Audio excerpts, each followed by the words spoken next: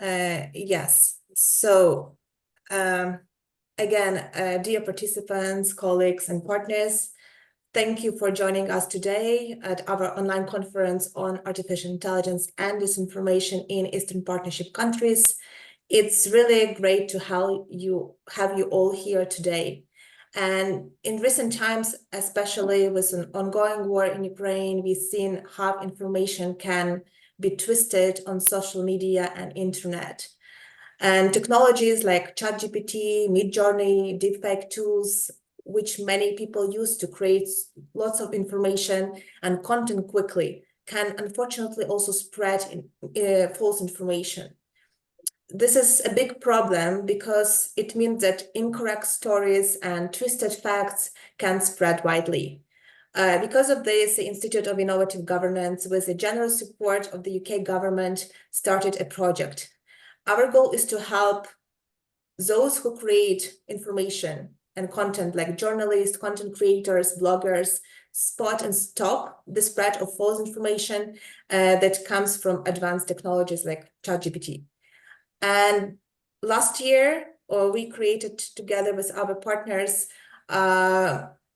we organized a series of conference, and we discussed how AI technologies can help spread propaganda in Ukraine and how use of AI technologies can fight such propaganda.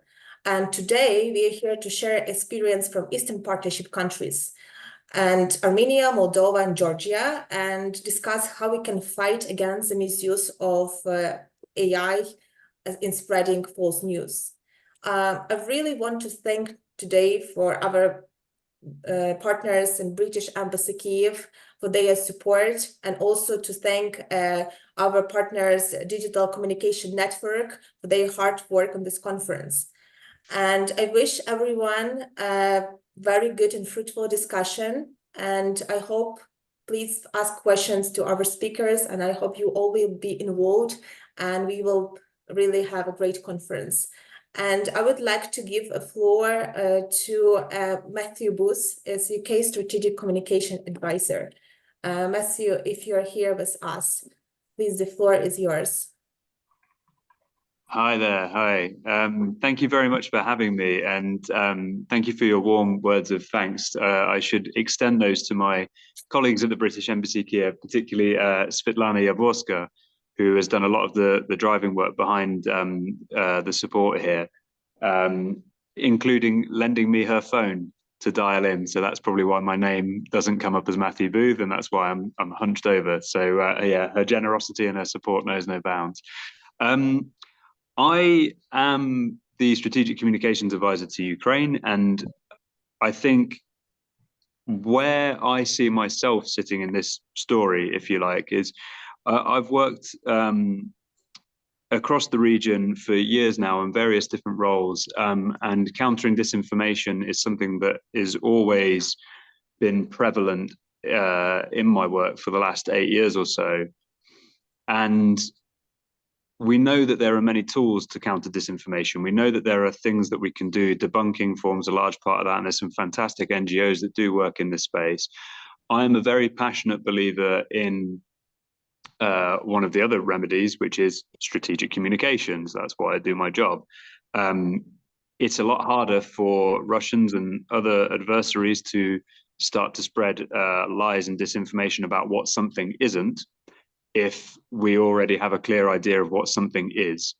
And the way we do that is by governments working with civil society and with journalists, with the media generally, and other activists to tell compelling stories and to be very clear on telling that version, an articulate version of the truth. So how does that relate to AI? I should really be very clear here. I am not an expert on artificial intelligence. I've only just started to really learn from experts in that space around the huge potential that there is, both for malign actors in this space, but also for people like us to counter disinformation. I suppose my answer to that question is almost not a lot. It changes a lot of things, but in a way it kind of doesn't change a lot of things. And what I mean by that is that that point is still true. If we are better at telling what the truth is, it's harder for lies to seep through the consciousness, even if you do have the power of artificial intelligence behind all of those lies. So I suppose my thought, what I wanted to share, what I wanted to just kind of frame it with, is that in the last 8 years, as I've been speaking a lot around countering disinformation, I've noticed a real trend in that people, academics, civil society, governments, not least my own, want to study the problem. They want to say, okay, well, what are the new techniques? What's happening here? Okay, well, we've compiled a research. These are the themes around disinformation. Oh, these are the actors. Oh, okay, these are the networks that we've spotted.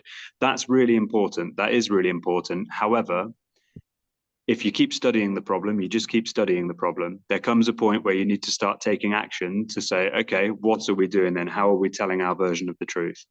And so that's my thought, I suppose, my intervention, my plea for all of this. As we look at these new technologies and we see how they're being incorporated and see how they are driving malign influence, okay, yes, study the problem. Let's look at it. Let's make sure we know what we're dealing with, but also have a real focus on the action. What are we doing to tackle that? And that's still the same remedy, I think, is better join up between governments, civil society, media, activists, and journalists, all working together in this space. So I'm delighted that this conversation is happening.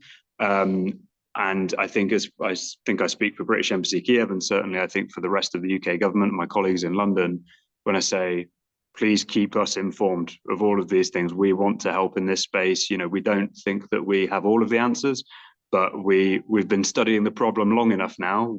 We want to start doing more and more to do things both ourselves and with all of our allies in this space. So you know where we are if you need us.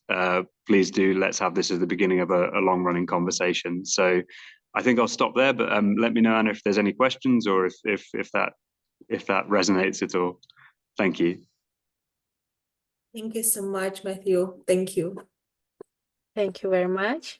Let's meet my colleague from DCN Global, Ash Rendier. The floor is yours. Thank you so much, and I welcome everyone to this very important panel and discussion with our distinguished experts.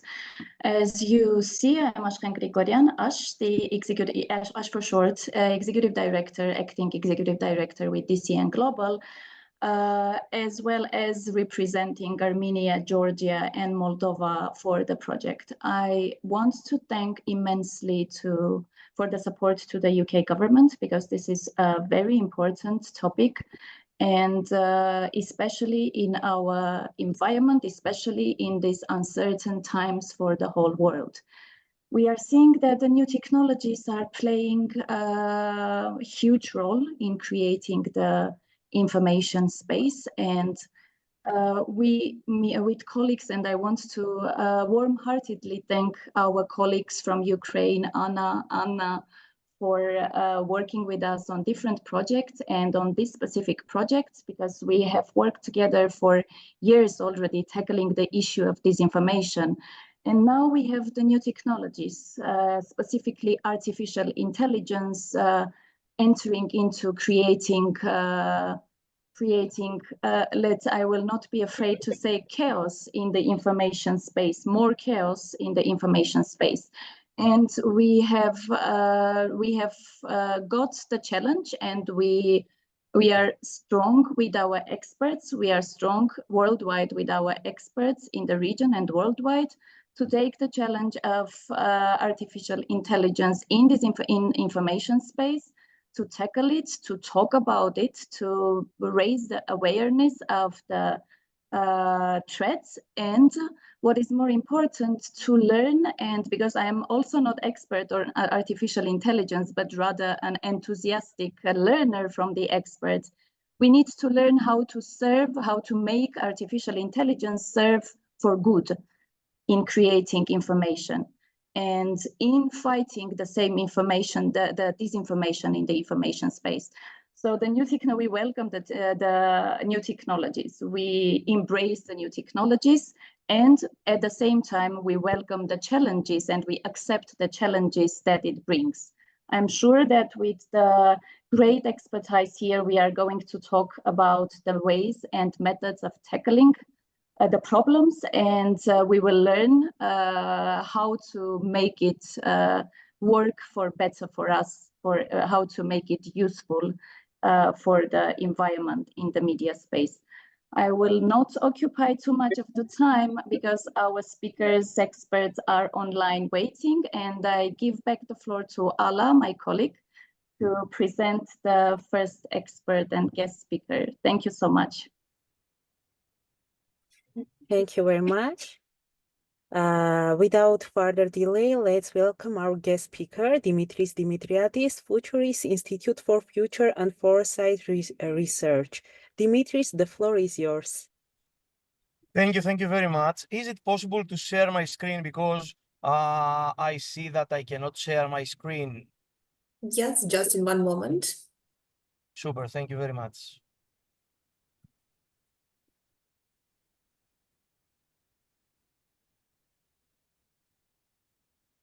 Dimitris, I'm going to share your secret with the participants. Our Dimitris is on the way to another engagement on the topic, offline engagement. That's why he's on move and joined with us. Thank you so much for your time. I have a better background than a static background. So I'm 100% here with you, and I have 1 hour 45 minutes of drive here. So I will share my screen now. Give me just 1 second to play the keynote. Okay, play, super, share screen. Can you see my screen now? Yes. Super. Thank you very much. I will start for thanking DCN and the Institute of Innovation for the invitation. Thank you very much. In my talk, I will try to explore the future of truth, as it is increasingly interconnected with our immersive digital age and, of course, AI. With all the rapid advancements in AI, in augmented reality, in virtual reality, we are moving towards a world that the lines between the real and the fake, the virtual, are becoming increasingly blurred. So this has a lot of profound implications in the future of our societies, in the future of our democracies, and of course, in our shared understanding as regards what is truth and what is not. So I will start with a really small experiment with the audience, and I will open my time machine. I don't know if you can see the video playing, but imagine that we have a time machine and we go back, we go forward to the year 2029, not that far, 5 years from now, and you are walking to your work wearing your smart glasses that, of course, they replaced your mobile phone in the next 2 or 3 years. And along the way, of course, you check your email, you browse your news updates, you see a lot of promos and advertising. We see a lot of people right now walking with their brand new Apple Vision Pros to the cafeterias. So imagine that you have a lighter version of that. And on the other side of this busy street, you see a problem happening. So people try to help a woman who has been attacked by some people who look like they are just arrived. Maybe they are immigrants. And you hear quiet voices, you hear people walking by saying things that this is the third attack this week. This is a huge problem. Enough is enough. And you hear that, and you continue walking by just seeing the incident. How do you feel? How do you feel seeing this incident? In this situation that I just described, the supposed attack on a woman by immigrants and the whispers and the comments, it was all fake disinformation. Imagine that having this technology, an anti-immigrant political party can pay for this hack, or using just methods of augmented reality product placement advertisement and giving you this immersive type of disinformation. So immersive technologies like augmented reality and virtual reality combined with AI and have the potential to deliver this information in a much more effective and, of course, addictive manner. Right now, of course, we already witnessing societal splits, online radicalization, interactive media or social media like misinformation in TikTok, misinformation on Instagram, that we see super effective and super discerning. But imagine with all the extended reality technologies that these risks as the future of truth, we are going towards something that is really, really apparent. And I will give you one really small example. We have 5,000 data points on every American voter. This is Cambridge Analytica.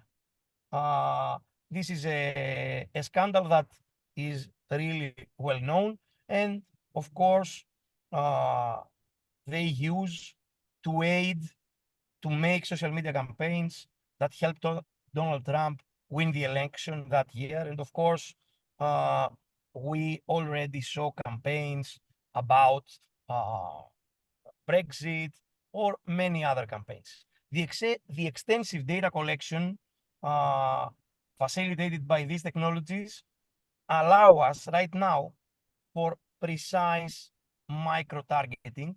And of course, with the use of AI, we see the examples of a lot of images going viral on Twitter, on X, sorry, really, really fast. We see taking the ground of this micro-targeting. So tech companies, in the absence of a strict privacy regulation, collect and share sensitive user data with third parties, or even compromising individual privacy and, of course, the autonomy. The situation that we live right now, and we live in the real, let's say, verge, we didn't see any huge evidence. The situation always is further exaggerated by the advances of AI. And of course, all the disinformation narratives can be amplified. We saw really, before 3 weeks, virtual humans, scams, that they were deep fake videos online, real time, in a Zoom call, and the CFO, a chief financial officer, has been convinced to transfer money to scammers by seeing the actual board talking to him. And he says, but we were there and we speak about that. Let's see if we have right now 5,000 data points and we saw these harmful things with 2 million data points on each individual, that an extended reality headset that is available for 3 years now is a really capable, let's say, a capable weapon in quotes. But we are speaking about 2 million data points on one individual in just 20 minutes. And we don't have any data as regards Apple Vision Pro. These are data disseminated for Oculus Quest 2, and now we have Oculus Quest 3, even bigger. Now consider the potential for this highly targeted disinformation and manipulation within immersive environments that feel real, especially as technology continues to advance and merging and converging with the AI. It will be even more difficult to distinguish reality from fiction. But I will move forward with all this doom and gloom and say three concepts of truth. The concept of truth is, let's say, for us working in foresight and also in technology, is a deep rabbit hole, and we can have different concepts of truth when we touch digital realities, when we touch unconsciousness and stuff like that. But I will try to be as simple as possible, and I will define these three categories. We have the logical truth, math, okay, 1 + 1 = 2. We have the real events truth, facts, and this is something that when we are living in a world that science fiction goes and touch the science fact, the act in order to understand the real event and the real truth, and not just see a picture or a video or something that is misinformation, is really critical. And of course, we all have hypothetical truths, that is the opinions. So as we move into this future, the concept of a single, objectively verifiable truth may no longer be valid, with the potential grave consequences for democratic governance and for humanity. So without the actual truth and without the actual trust, there can be no accountability, and without accountability, there is no democracy. So the potential of manipulation in AI and in extended realities to undermine free will right now in many scenarios that we run is in an unprecedented extent. And of course, we need to do things in order not to endanger democracy. And of course, social cohesion for beyond of what we experience today. Right now, we have a lot of evidence in order to run the scenarios and be prepared. So how we prepare for this future and ensure that the benefits of these technologies of augmented reality, extended reality, virtual reality, AI as a whole, as an umbrella to all these technologies, can be maximized while minimizing the risk. So my opinion is, by integrating and understanding these technologies. I will give you one example. Let's move to the next slide. By just understanding where we are today in terms of AI, we see a lot of people not understanding actually where we are and where we stand in terms of AI. I will be really fast in order to explain where we stand today.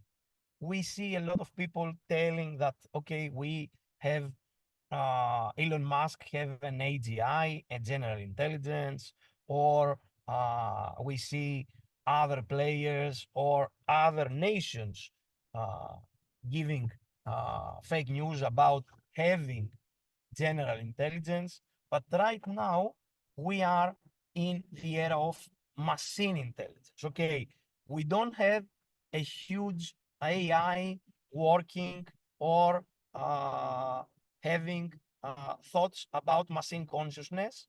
We don't have an AI that has feelings, but we have really powerful AI agents that are multimodal models that can do also image generation, manipulate images, manipulate videos. We can have text to image, we can have image to video, video as a source, selective video. So we can do a lot of things with AI in order to bend the rules or to kill the actual notion of truth. So for me, one thing is, and the second part is the invention of trustless systems. So by integrating blockchain based on real events, truth feeds with an open source validation model, our machines can become our machines, not the actual humans. I'm not extended that far, becoming significantly more trustworthy than anything that exists.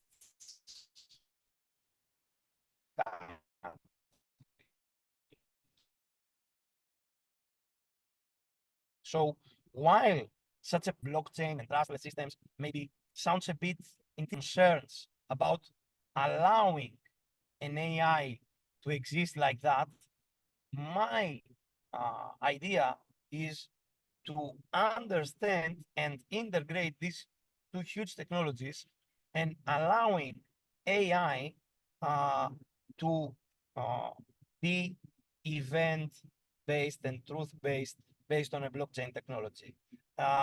Just as every Bitcoin transaction has a code that are viewable by everyone, this system can be open source and fully transparent and integrated into explainable AI.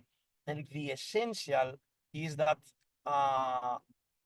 we have the power to have a massive accountability force inside these systems. So, of course, we have resistance from authoritarians. We fear that this is a powerful machine, but it's really crucial to harness the power of blockchain and all these validation models to work with AI in order to work together to build a transparent, accountable system that drive positive change. So this technology offers the opportunity not just to safeguard our private information, but hold those in power accountable for those actions. So as we continue to integrate these technologies, to prioritize, we need to essentially prioritize truth and transparency in order to betterment society as a whole. So by doing so, we can unlock the full potential of these technological revolutions, such as artificial intelligence and blockchain, in order to pave the way to a brighter and, of course, more equitable future for all. So first, we need to integrate these technologies, and second, to design all these educational programs to help the citizens of all ages navigate the complexities of this digital age. Because fostering a cyber citizenship and skills that you can understand all these new technologies, you help social cohesion. So we need to continue all the fact-checking and debugging efforts addressing the underlying drivers of disinformation. Of course, the part of the story and the part of my keynote is the future of truth. But all these upcoming technologies that are incredibly powerful and we can use the machines to amplify truth rather than power. And this can help liberate people worldwide from the oppression of these fake news and disinformation that, from my point of view, people are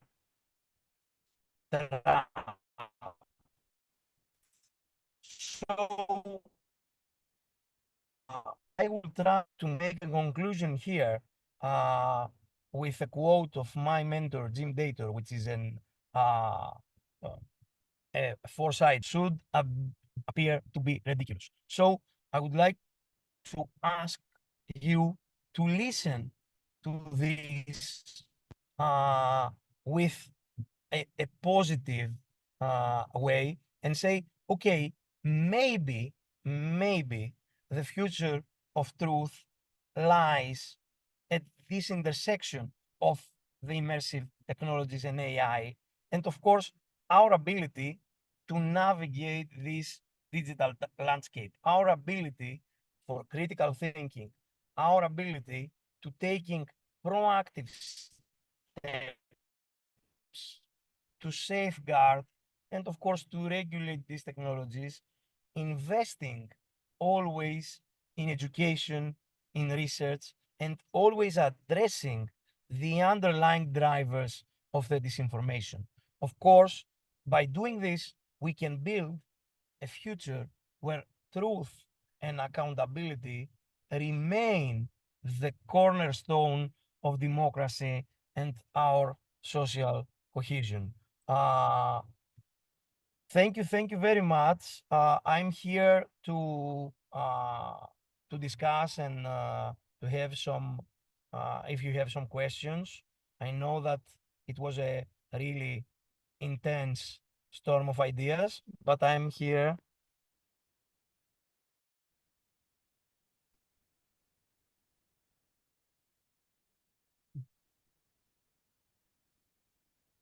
Shoot questions at Dimitris. I'm sure he is ready for the challenge.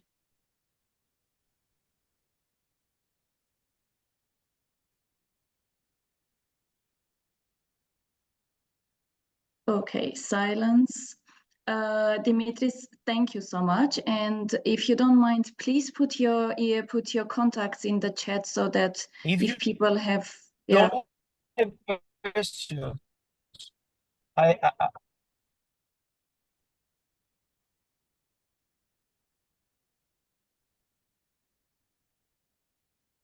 Dimitris, can you hear us?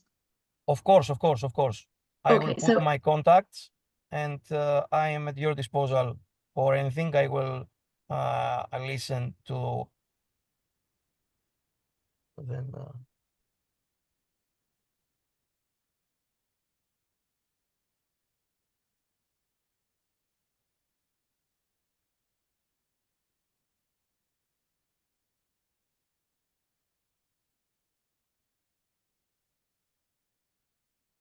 Can you hear me?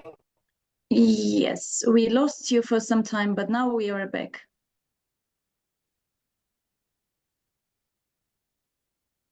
Okay, I will put my contacts to the comment section. I will share the presentation and all the details.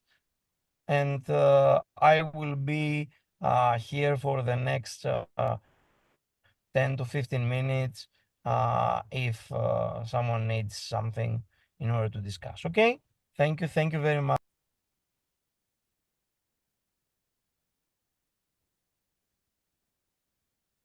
Aljan, you are muted. We have a question here for Dimitri on the chat. If you want to answer. Can you read the question? Yes, just curious to know why you describe the system as trustless systems. Is there a proper way disinformation can be prevented on social media, for example? Dimitris, the question is for you.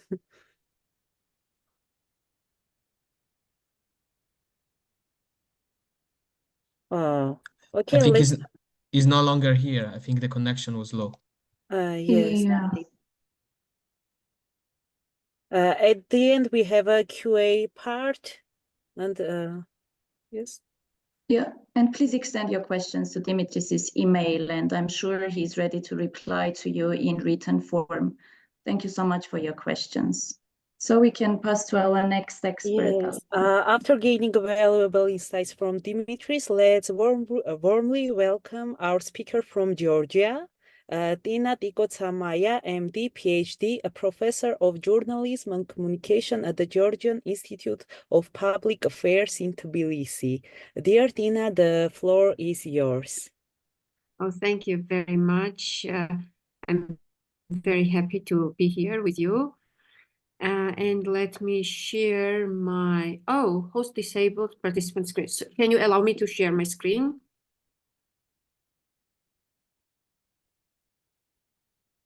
Okay.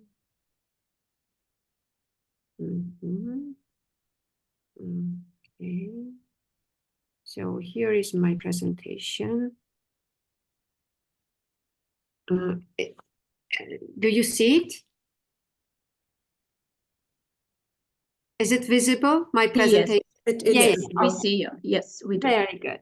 Okay, so my name is Tikotsamaya. As I was introduced, I teach journalism and social campaigning at GIPA, where at the Caucasus School of Journalism and Media Management. Therefore, my perspective and my presentation about disinformation and AI about Georgia would have also, slightly journalism educators' perspective and angles. So, I hope, this perspective would be interesting also for you. So I will give you some, definitions on disinformation and AI and challenges. What do we have right now in Georgian scene?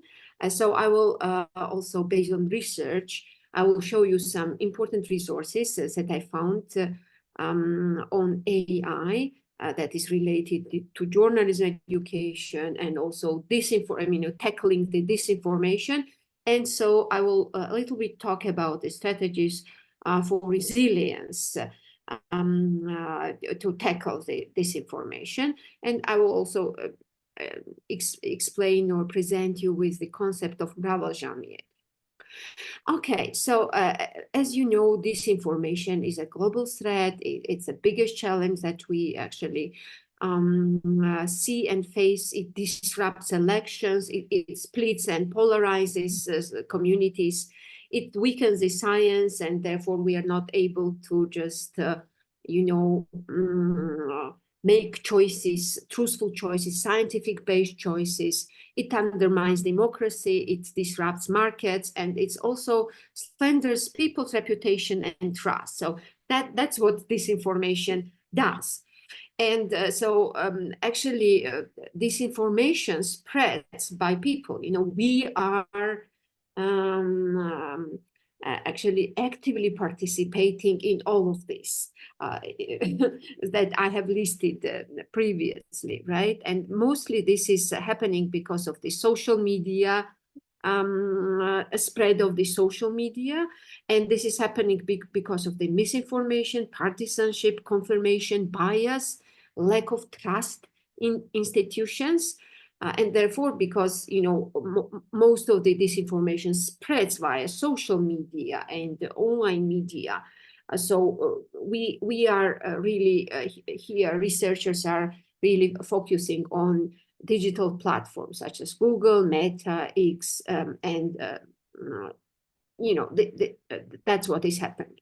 And so, of course, we are part of, Georgia is part of the global world, right? And so this disinformation spreads also in Georgia. And see, what Georgian people on this slide, you can see what people think about disinformation, whether they are this is a perception of Georgians, how often they encounter disinformation, okay? And as you see, 38% says that, you know, they often face it, but 43% say that they rarely face it. So that means that, you know, people who are contributing to distribution of disinformation and misinformation, they are not sure whether they are, you know, facing this. Part of them are not sure whether they are facing this information.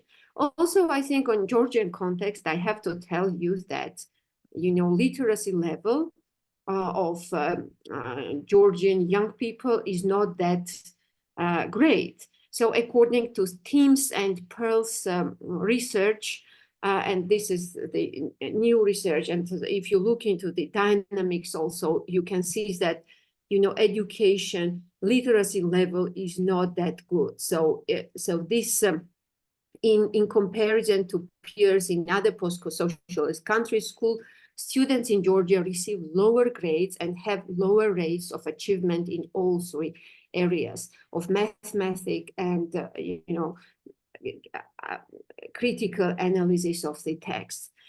According to this very important network readiness index, NRI, which measures countries' ability to use information and communication technologies for social and economic development, this also tells us, according to this research, that Georgia has, you know, have to improve in terms of impact and government, and, you know, a lot is has to be done in order to be, you know, adequate, to get adequate rate and rankings. Okay, so we're not doing at all very well.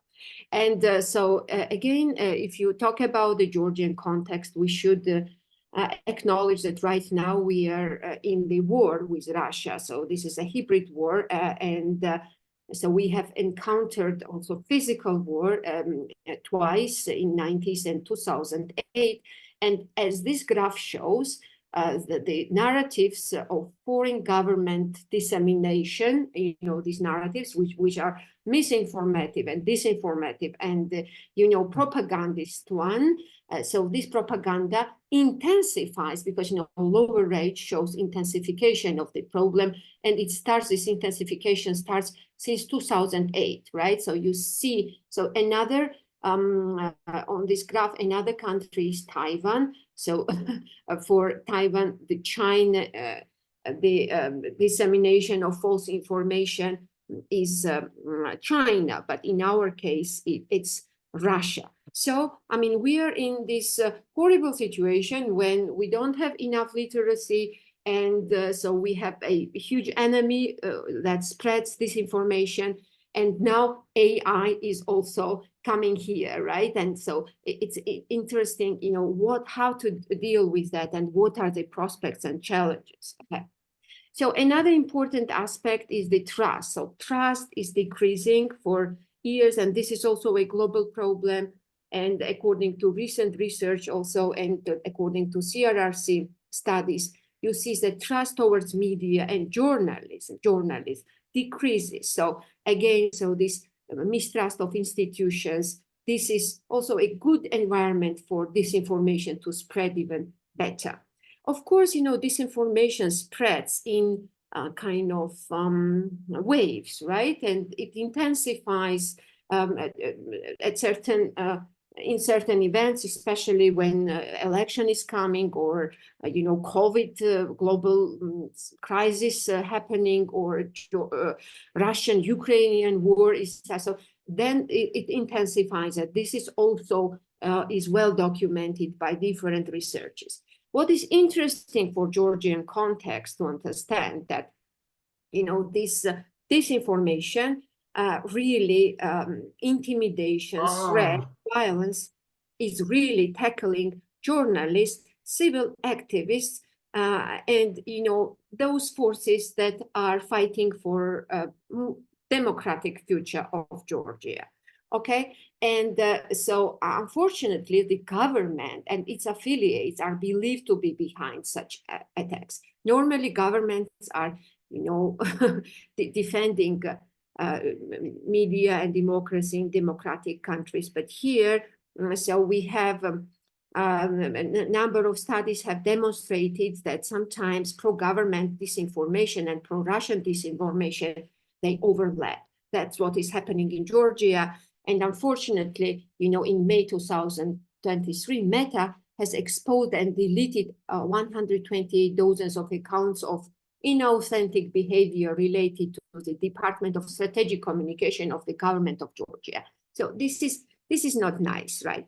Plus, what we have observed is also that media access to public information is critically limited, and therefore, critical media and journalism suffers. So, in other words, disinformation is there, and journalism and critical media is not in a good shape, and audience, as I've described, literate audience, is also not in a very good shape. So here, with this example, I wanted to actually emphasize, this is a recent report that actually informs us that some of the yellow media, so trusted media and critical media, is criticized in Georgia by the government.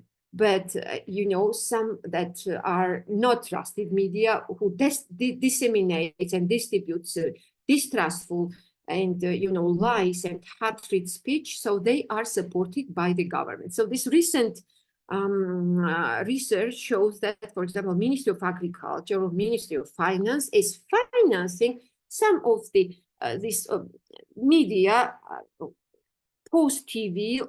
So these are media, but they are not doing journalism. They are spreading the disinformation and lies, and so they are spreading the hatred, racist content, misogynist content. Okay, and how it works.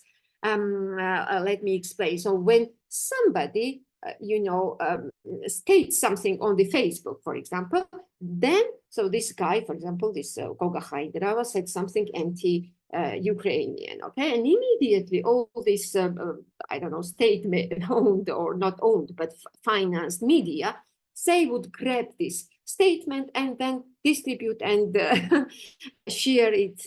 And so this lie is distributed very fast. And this is another, example that is also state-funded media, which actually distributes lies and hatred and misogynist and racist content. But I'm not going to translate it to you because, we don't have time for this kind of bad things, right?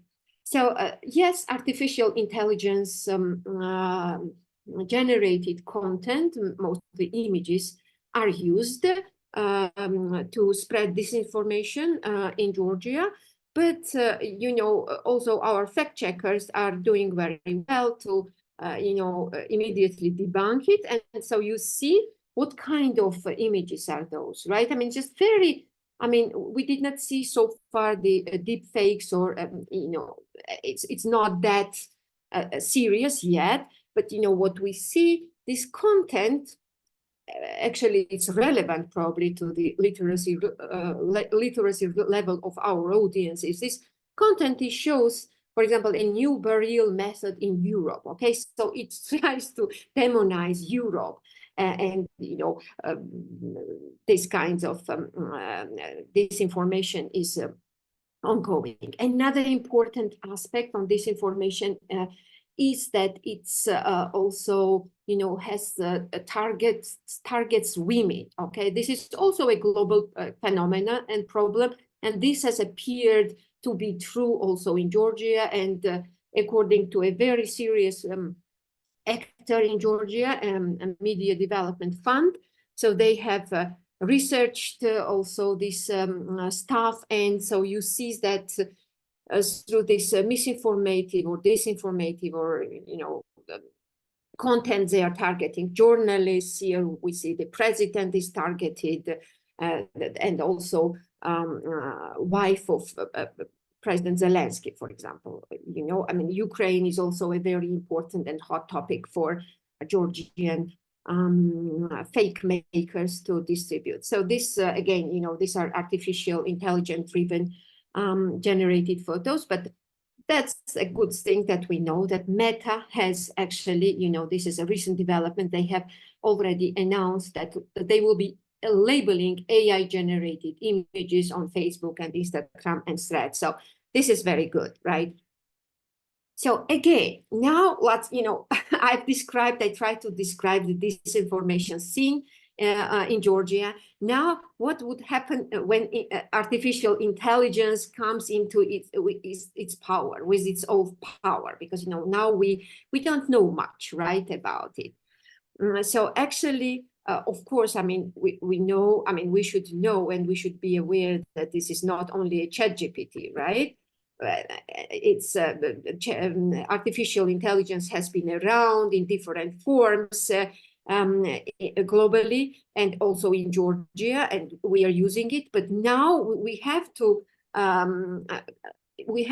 understand it more. We have to know how to assess it. And, for journalists, it's important also to know how we are reporting on it, whether we are demonizing it or whether we are trying to actually use its power for a better solutions. Because, as I've explained here, we are in the hybrid war. Georgia is in a hybrid war. And also, actually, I think everybody is in this war of disinformation and truth tellers. And I basically, I really want to believe that this positive surplus, so more positive energy, will be generated together with AI so that we defeat the lies, right? But I mean, in order to do it, we have to understand what is AI. And therefore, I think, as a journalist educator, we have to bring this AI topic on the table, right, in the classroom, and discuss a lot. And I'm so grateful that, JIPA is part of European Journalism Training Association, where together with other European journalism educators, we try to establish a task force on AI and see, what can be done, how we can experiment with teaching and AI. So what we really want to know is how does it work, who is providing it, what are the costs. So, I mean, this literacy, we should be literate about AI, right? I mean, and we should ask these critical questions. Who is standing behind it? Who is making money of it? And things like that. But so this is not hidden things that AI will dominate the media, right? And this is already happening. Many things have been already done in different media outlets. For example, Los Angeles Times is using AI to predict the earthquakes. Okay, so this is, of course, it's not 100% correct information, but journalists are working together with this AI to just inform people, and transparency matters here, and audience is informed that they should be aware that sometimes also AI might make a mistake, right? But therefore, literacy and explanation is very important. Who does what? Okay, so therefore, that's what LA is doing, and that's what other media also should do in case they are experimenting with AI in Georgia or elsewhere. We know that AI has enormous important power in video editing, and many media outlets are also experimenting with that. Providing the transcripts for text, this is a great help, right? I mean, for people. So AI can do a lot of great things. We know that there is an anchor, or AI news anchor, who is presenting already the news. But when we are talking about the AI, so the expanding skills that we are talking about, these are writing prompts. We have to know, and our journalist students and journalists have to know how to write prompts, how to formulate problems, text the content, data analysis and technical understanding. So these are important skills. And as for the challenges and opportunities, so you see accuracy, bias, transparency, copyright, misinformation, efficiency. So this is all matters, and this is something that we should be aware of.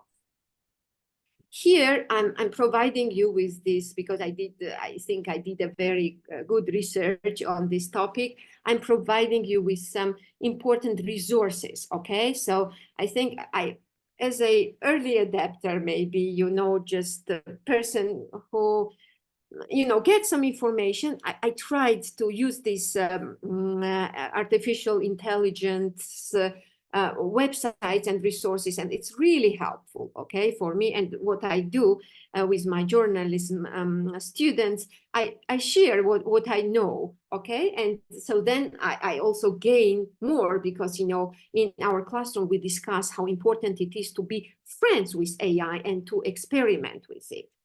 So a couple of important, you know, trends and resources that you might find interesting. Again, you know, so many great things are developing. So there is greater possibilities and opportunities, and, you know, people are experimenting with that. And I've put in my presentation these important resources. Also, it's very important to, you know, to look into the trends. What is trendy? What is coming? What is expected? And so this is my list of very trusted sources where I check what is going on in terms of, you know, disinformation and artificial intelligence. And, you know, again, from this list, the Nieman Lab predictors, from the Nieman predictions, you can see that everyone gets an AI agent. This is one of the predictions. And so in other words, you know, we have to become friends with AI, right? That's really important. Another very important initiative, I think, it's just Microsoft pushing generative AI in newsrooms, and partners with Semaphore, CUNY, and other, you know, important actors. And, you know, it's so great that, you know, this is happening, and it's great that they can share with us this knowledge, because, you know, we are in the baby stage, really, to understand what is going on, right? Okay, so what can we teach? I mean, we can teach a lot, but I mean, it's just experimenting. We try to understand, you know, how it works, and it's really important to use it. But we have to use it with, you know, accountability, with having all this in mind, right? So this guy, Irakli Beridze, again, you know, he's a Georgian guy who actually appears to be a head of AI-related stuff in United Nations. And I've listened to his presentation, and he also, and I agree with him that this you know, values are very important: explainability, human rights, democracy, rule of law, fairness, accountability, transparency. Transparency is most important to me, okay? So, and that's what I teach also my students. And finally, you know, I really experimented also with this Google's new platform. I asked to generate for me, the Mraval Jamieri. So Mraval Jamieri, it's a song, Georgian song that, you know, widely sang, actually, you know, and Mraval Jamieri, it's a very significant message for Georgians, which means live forever, you know, live for many years in many universes, you know, here in our planet and somewhere else that we don't know where we will go in the future. And look, I mean, this is I really liked the images that actually Gemini has created for Mraval Jamieri. You know, you can listen to it. It's beautiful when you hear voices that, you know, natural voices, genuine voices singing together. And I believe so as a positive, you know, I'm very hopeful for a better future still, you know, besides I know that singularity might be near, but, you know, so Mravel Jamir, I wish you Mravel Jamir to everybody. And I think that, you know, we have to fight. We have to fight for our better future and better presence as well. And this fight is only possible if we really do our job, you know, educate ourselves and, you know, put this knowledge also in action. Okay, that's also very important. Thank you very much for your time. I will finish here and I will stop sharing. Thank you very, very much. It was very, very interesting. Thank you very much, Tiko. And we have here questions for you on the chat. We have a questions from Maya.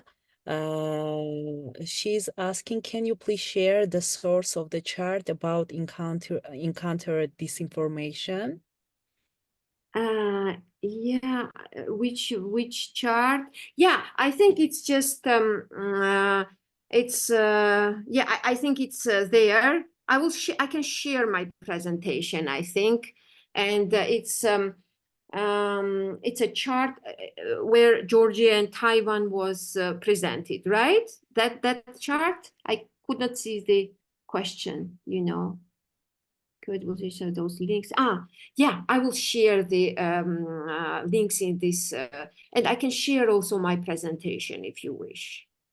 Thank you I will very do much. that. That'd be great. Thank you. And we have another question here from Gelus Adabongwang. Sorry if it is not the right spell. To what extent does the spread of disinformation from foreign governments affect the people and institutions of Georgia? Yeah, I think it's really, you know, as another charts that show that, you know, people are not aware what is happening, right? So, I mean, about 42% says that, you know, they did not see any disinformation. That also tells something, right, about our people, how disinformation makes an impact on us, right? And literacy level is not that good. Although adult literacy level is not that bad, and still 80%, besides this very significant attack from Russia, 80% are very confident for years that, you know, we want to be EU member. Okay, that's really important message. But of course, you know, there is 20% that actually, and it was we had a smaller amount of people who were who had pro-Russian sentiments. Now it's a little bit increasing, but nevertheless, I think, you know, it's important that some people remain very strong about their desires, and how they see Georgia's future is very important. Okay. Yeah, Thank you but very yes, much. of course it has a Thank you. And we have another question from Lyubov Naidonova. Is foreign government false the name for Russia or some else? The question is that. Where is the question? I cannot see it. On the chat. Luba. Oh, okay. Is foreign government false the name for Russia or some else? I don't understand the question. We need to ask her to put it in other words. Yeah, let's I mean, the other participant. Yeah. I'm not sure. If you could translate, I mean, I don't understand the question. Yeah. Okay. Yeah, it's very Neither difficult. me, so we just need to ask the participant to ask the question again. And maybe I will write directly to her. Yes, please feel free. Thank you so much. Thank you very much. Thanks a lot. You're welcome. Thank you. Thank you for having me. And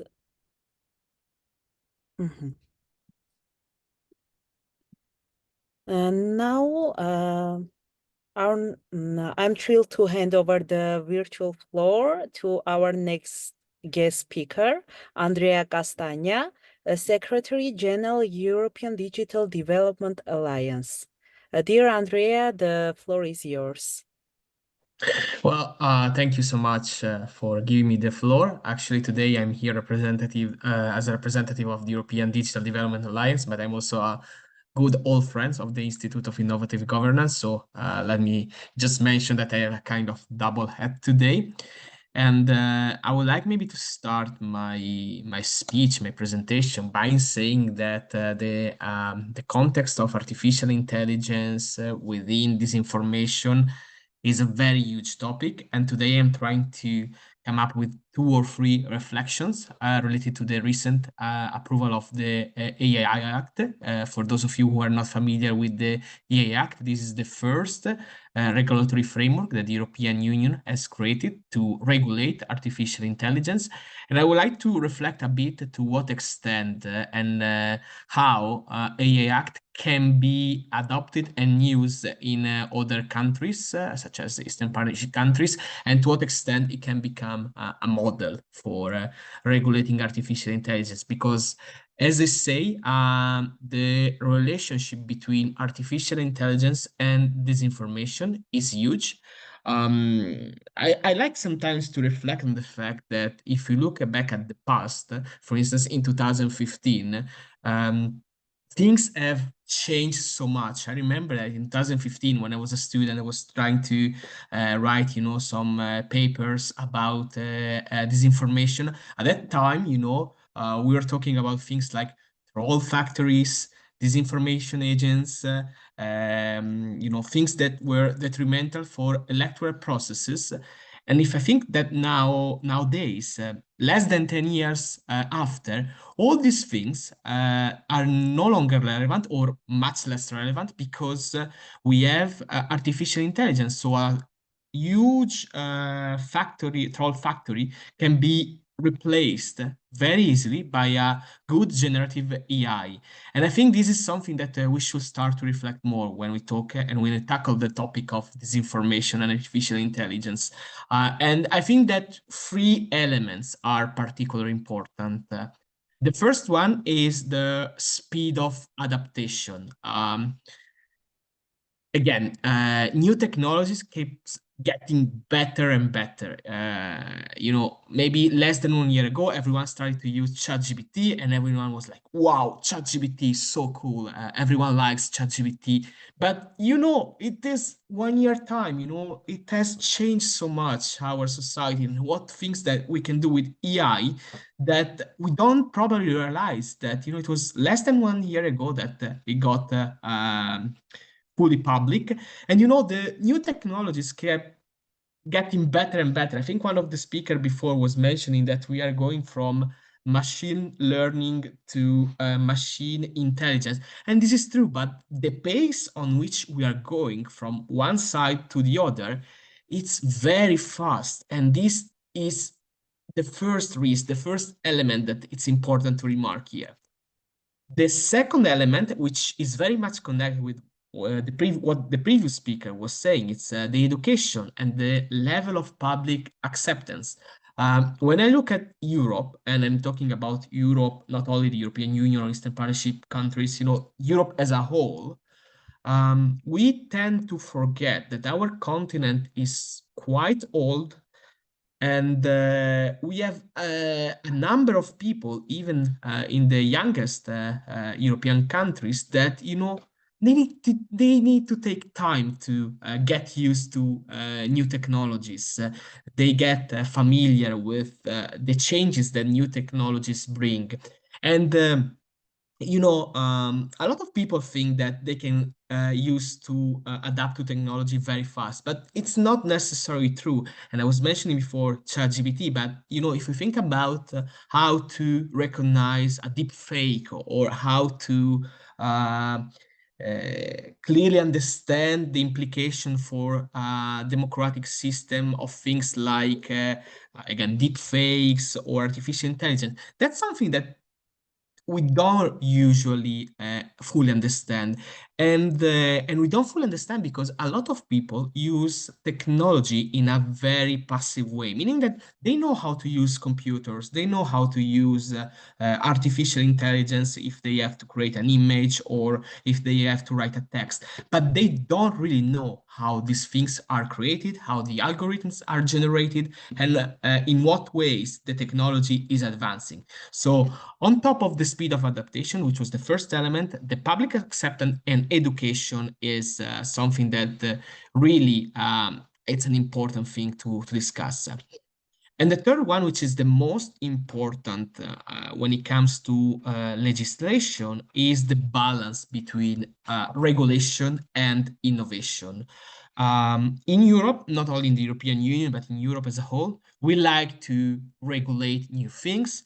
We like to have regulatory frameworks for new technologies, and we like to have risk-reduced measurements that can prevent technologies to advance, because we think that having a full solid regulation can help our democracies to stay stable, not to get too much shaken by innovation, which is certainly true. But in other parts of the world, it's the opposite. There is a stronger emphasis on innovation, a stronger emphasis on uh, boosting new technology, and a bit less focus on creating regulatory frameworks. And that's something that we have to reflect a bit more especially when we talk about disinformation and the relationship that artificial intelligence can have vis-a-vis disinformation.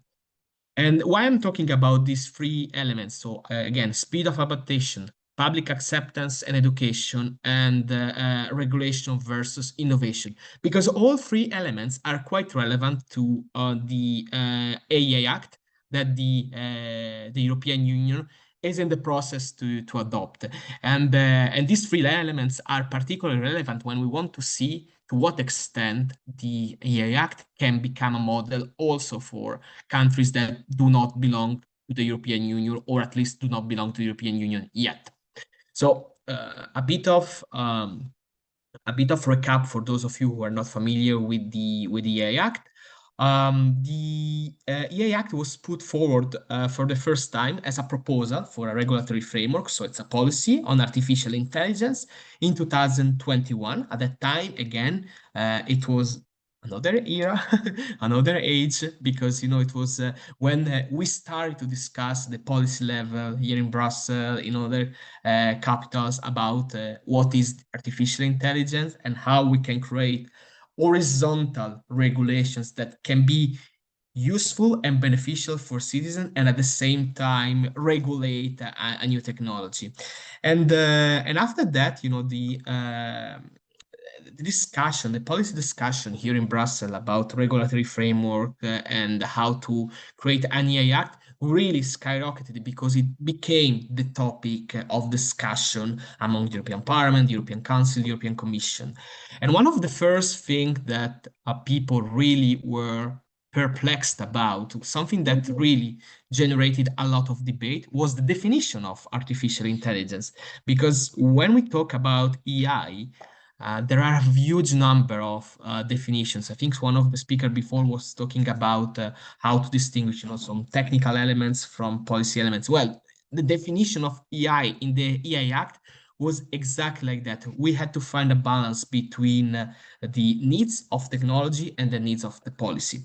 And at the end, we decided here in the EU to give a definition that is fully aligned with the definition provided by the OECD. So we define artificial intelligence as a machine-based system that is designed to operate with different levels of autonomy. And it shows some elements of adaptiveness, and it's capable to generate outputs both within the virtual space, but also in the physical space.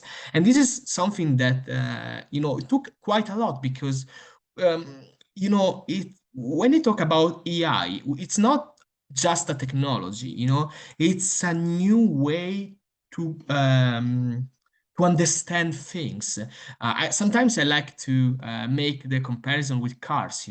It's very hard to explain what's a car to a person that has never seen a car, because he's used to walk, he's used to maybe to take animals to move. But thinking about a car and how we regulated our industry, street regulations, signs on the street, our urban development, it's something huge. And with AI is the same. So giving a base definition of AI, it was the first step that we tried to do with the AI Act, and it took us almost 3 years to find a common ground to provide the definition. But more importantly, what the EI Act has established is that EI Act provides a risk analysis of artificial intelligence. So the regulatory framework puts forward 4 levels of risks associated with artificial intelligence. Those are incremental, starting from no risk to unacceptable risk, with high risk and limited risk in the middle. So 4 risk levels that are incremental. And when it comes to unacceptable risks, so those are technologies or systems based on AI that represent a clear threat to safety and rights of individual. And those are, for instance, social scoring that governments put in place, voice assistants that put forward dangerous behaviors. So those technologies that have a risk that it's very high, and those technologies won't be permitted by the European legislation after the approval of the AI Act. But those technologies are probably not the most important when you think about disinformation or fake news, because those have such a level of high risks that everyone understands that they might have they might be bad for society or for democracy as a whole. Those that are the most relevant for the discussion of today are the high-risk technologies. And by high-risk technologies, we include technology used in telecommunication, infrastructures, those who give scores to citizens, but based, on data that they share, those that, for instance, can influence educational opportunities, vocational trainings, other factors that can detriment someone access to public services, career development, or democratic procedures. So all these technologies are labeled as high risk. They won't be forbidden, but they will be largely restricted and monitored by governments and European institutions. And for instance, there will be some strong obligations when it comes to traceability. So for instance, when there will be some artificial intelligence tools that use biometric identification or some kind of access to public spaces, well, all these technologies will have very strong restrictions. And then, of course, we have, lower risk technologies and no risk technology. Low risk technologies, they can be, for instance, ChatGPT or like chatbots. And while no risk at all are, for instance, like anti-spam filters or systems that do not really cause any troubles, or they cannot even be noticed by the users because are part of an algorithm of, I don't know, anti-spam filter again, or video games, for instance. So these are the things that the EU won't really consider as a high-level risk. So again, when we talk about the AI Act, we see that there is the idea that artificial intelligence has some can be associated with a level of risks. And for the discussion we have today, for disinformation, high-risk technologies are those who can cause the most troubles to democratic societies. Of course, there are ways to to adapt to create certain environments in which we can experiment and try to develop better regulatory frameworks. We still at the moment we are in the final process of discussion of AI Act. Hopefully in April the European Parliament will vote on will vote and approve the final text, which again took 3 years to be fully developed with the support of the European Commission, the European Council, meaning the member states, and the policymakers in the European Parliament. And there are certain tools that we will give to companies, SMEs, research institutes to test, to facilitate innovation. But there will also be some kind of exceptions that we will give to public authorities, because AI and all the technologies related to biometric identification or facial recognition in public space, they can be very useful for I don't know, for the police to find the victims of crimes, kidnapping, trafficking. But at the same time, it's very important that the legislation put a safeguard to fundamental rights of citizens.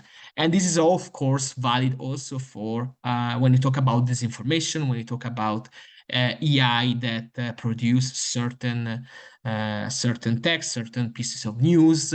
So it's really hard for our governments to find a balance between allowing innovation and creating horizontal regulatory framework that don't go case by case in order to protect the fundamental rights of citizens. The AI Act has foreseen a sandbox, so a control tool that companies can try to test and to have a kind of real-world testing and develop new technologies. But again, it's a control environment. It's more, the real world is different. And another thing that it's also important to remark is that because we put regulatory frameworks to the companies or organizations based in Europe, it does not mean that outside Europe, other companies can behave differently or not respect the regulations put in place by the AI Act. And that's why the sanctions that the European Union is discussing are really trying to take into consideration that the violation do not only take into consideration the activities that take place in Europe, and the punishment is also going beyond what's happening in Europe. So we are talking about, like if you really violate some of the high risk level norms, you can get sanctioned by up to 7% of your global turnover, which is quite huge, even for companies like, I don't know, Apple or Tesla. 7% of the global turnover is quite a lot of money. And at the same time, there are some certain models that really, those technologies are advancing so fast that even writing a piece of legislation might be very complicated.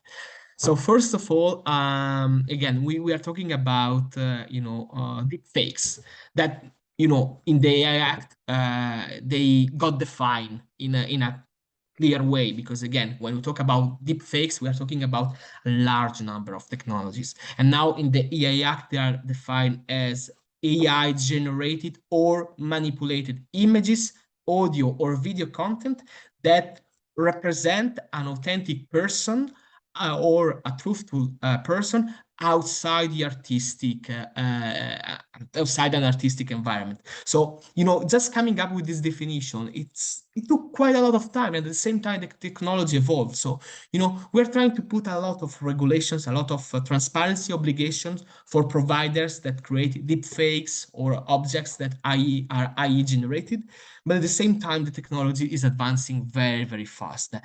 And we really don't know exactly how the AI Act will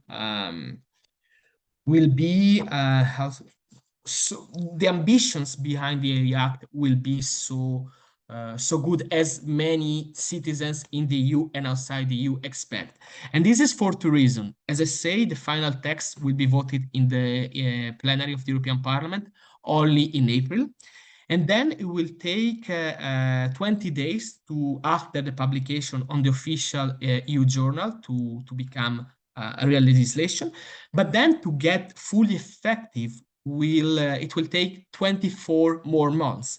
And for a technology like AI, 24 months, it's a huge amount of time. So we invested so much energy, so much time in developing a legislation that will be fully functional only in 24 months, which of course, don't take me wrong, it's a good thing that we're trying to come up with some legislative regulations.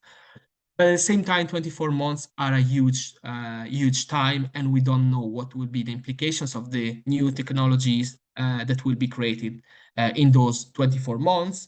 If the machine intelligence level will increase, and we will need to put some drafts, some edits in the current legislation. So again, it's gonna be something huge. And this brings me back to the three elements that I mentioned before. So speed of adaptation, public acceptance and education, and regulation versus innovation, which I think it's quite relevant for the discussion that we have today about disinformation. So first element, speed of adaptation. So new technologies are becoming better and better, changing our society, changing our way to approach technologies. And maybe we have to recognize that having a horizontal legislation now, it's a bit of wishful thinking, because we don't know yet where we'll be in 24 months, and maybe the AI Act will be perfect. It will regulate fantastically the things that we want to regulate, but at the same time, it's part of the game to keep reminding ourselves that technologies evolve. The second element is the public acceptance and education. So we know that under the AI Act, the member states in European Union will need to create certain authorities. It's called AI Office and National Artificial Intelligence Offices that will need to monitor the implementation of the AI Act. But it seems to me that education is still largely ignored by these authorities, or at least in the current text of the Act. There are certain elements that say, okay, we need to empower society, we need to create more and better educational opportunities for society, for people to learn how to approach artificial intelligence, how to recognize the threat, how to report the threat. But it's still not much. As I say, Europe is an old continent. We have a lot of people that are not digital natives, so they might have some difficulties to approach technologies. And that's where I see a huge room for civil society. I think that in this sense, civil society can really play an important role to advocate for better educational opportunities related to artificial intelligence, and at the same time to train citizens, to provide training materials, to create educational opportunities for citizens to learn more about artificial intelligence, to recognize the threats, for instance, related to disinformation, and at the same time to, to be the watchdog as well of the legislation that will be implemented under the AI Act. And again, civil society can play a role. There are a number of grants, number of supporters that can finance this kind of opportunities. And my advice for anyone here that is involved in civil society, start to think about that, start to think how your organization, your small NGO can get involved in that. And the third part is, again, regulation versus innovation. And this is probably the most important part for Eastern Partnership countries, because we know that Georgia, Moldova, Ukraine are on a European path. They will become one day a part of the European Union, so they will need to adapt to and implement in their national legislation the EA Act, when, of course, it will be approved by the European Parliament. But adapting these regulations can be a bit of a challenge because there are certain aspects of societies, especially in Ukraine, Georgia, and Moldova, that it can be a bit of challenge. And the first challenge that comes to my mind is security. As I say before, there are certain exceptions for security related to police investigation and other security issues related to the AI. But at the same time, I think that having a problematic neighbor such as the Russian Federation is something huge, and AI in terms of security can really provide ways to defend better, to recognize disinformation, to recognize potential threats when you live so close to such neighbor. At the same time, I think that in the Eastern Partnership countries, there is a stronger interest in boosting innovation. I think that in all 5/6 Eastern Partnership countries, boosting innovation, it's always something that it's really important, creating new companies, startups, something that really it's the core of the economy in those countries. Really, a lot of people want to invest in innovation, want to learn how to do things, and having such big, heavy regulation can really be a bit detrimental in boosting innovation. And this is another challenge that I see. And the last challenge that I see when we have to create regulation versus innovation is the lack of resources.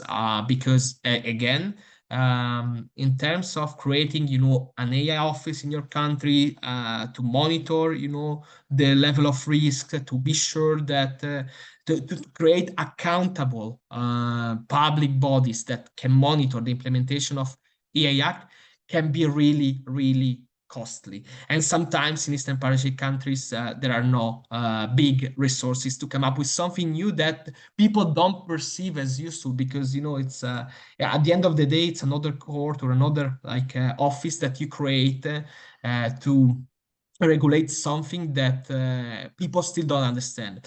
So again, when we talk, if you read newspapers, and I conclude here, if you read the newspapers about the EU and about policy making in the European Union, you might see a lot of enthusiasm about AI Act, but the question whether AI Act will be really a global model, a global example for countries even close to the European Union, such as in Eastern Partnership countries, well, that's an open question that I'm not sure I can answer.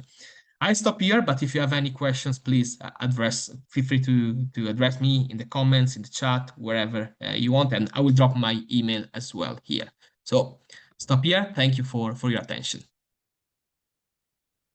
Thank you very much. We have questions on the chat. We have quite a lot of questions to you, Yes. Andrea. So please feel free to pick and reply.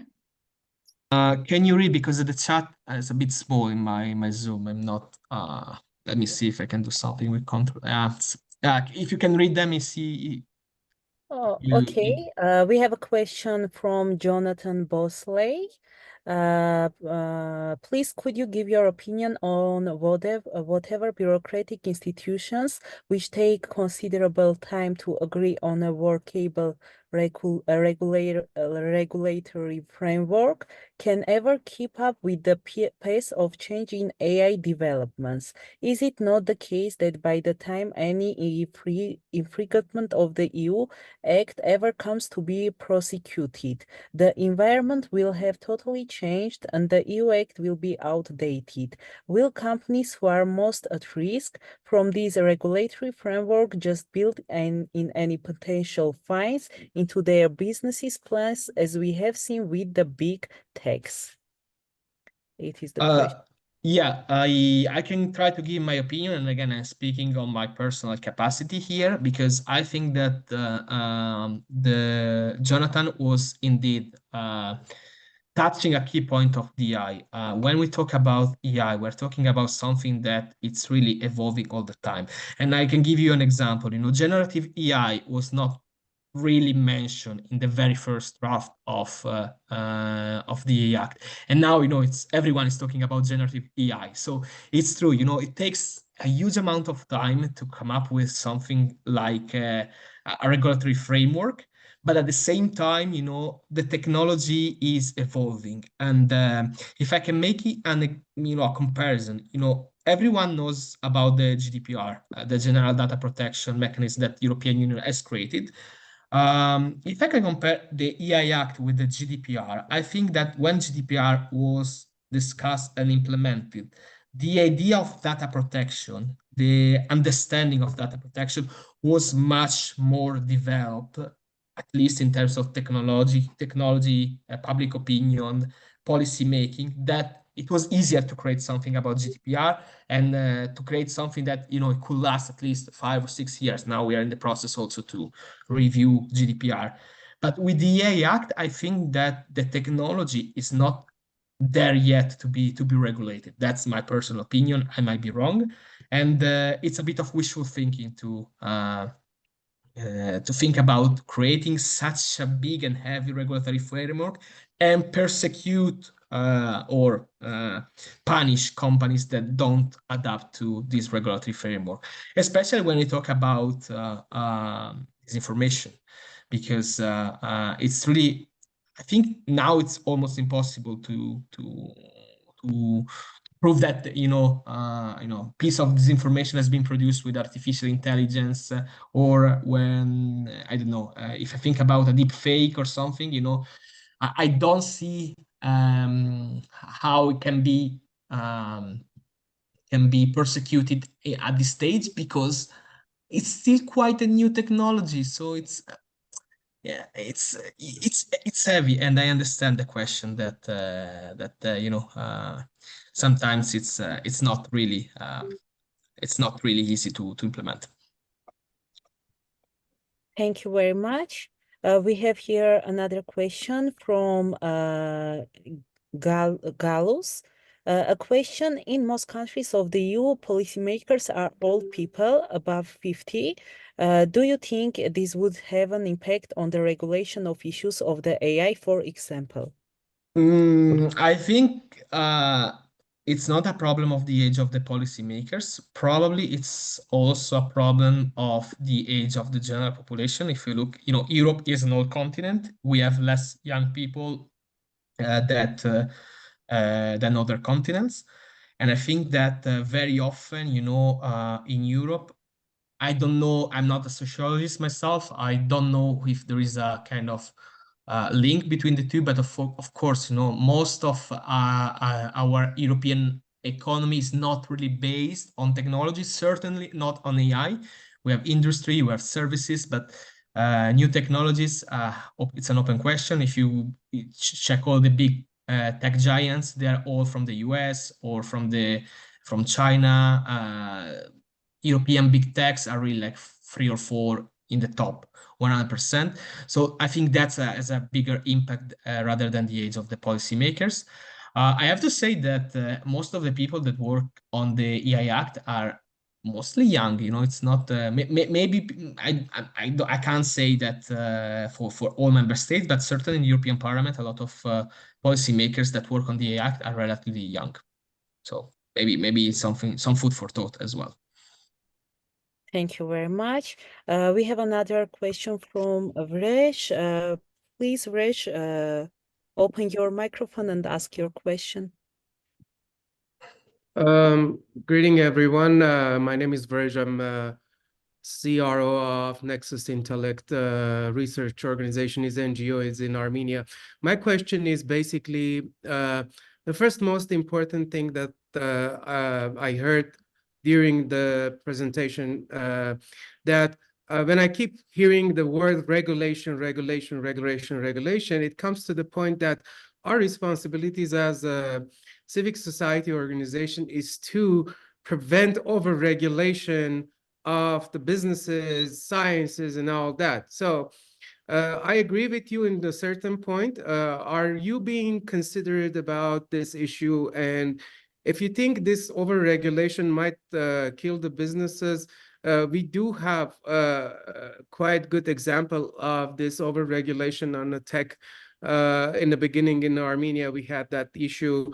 We had a overregulation, and then we had a lot of businesses flying out. And I think a lot like any other businesses, AI can regulate itself in the future. Just want to mention that. And I also want to mention one more most important thing. How about we use this opportunity as a civil society organization to utilize AI to do the things that it's designated for the organization like us, the promotion of the human rights. We are working on a project right now that it's doing peace building through generative AI and the digital twin building. So in a nutshell, does this overregulation will kill entrepreneurship and innovation in the future? Thank you, everyone. I mean, I don't have a crystal ball in front of me, but if I can give you on my honest opinion about that, I think that certain business will be definitely affected by overregulation, especially because you know, it's a new technology and we don't know how it will develop. And I think that when we talk about, for instance, civil society, if we have to think that civil society can act as an advocate for new technologies, so it can really, you know, showcase examples of how this technology can be used in a very positive way. But at the same time, if we talk about things like disinformation, the role of civil society can be the watchdog. You know, we can really like challenge our governments to create better and more business-oriented or citizen-oriented legislation as well. So I don't know how the EA Act will be implemented, especially in a country like Armenia or in other countries. You know, I'm sure that some elements will be incorporated in the national legislation. But what the role I see for civil society is really to advocate for better use of AI, in especially for citizens and for democratic institutions. And at the same time, you really can have a role to be the watchdog of the government and challenge the government to say, oh, here create a better legislation that takes into account the interest of business, the interest of SMEs, the interest of startups, that they want to do innovation in the field of AI.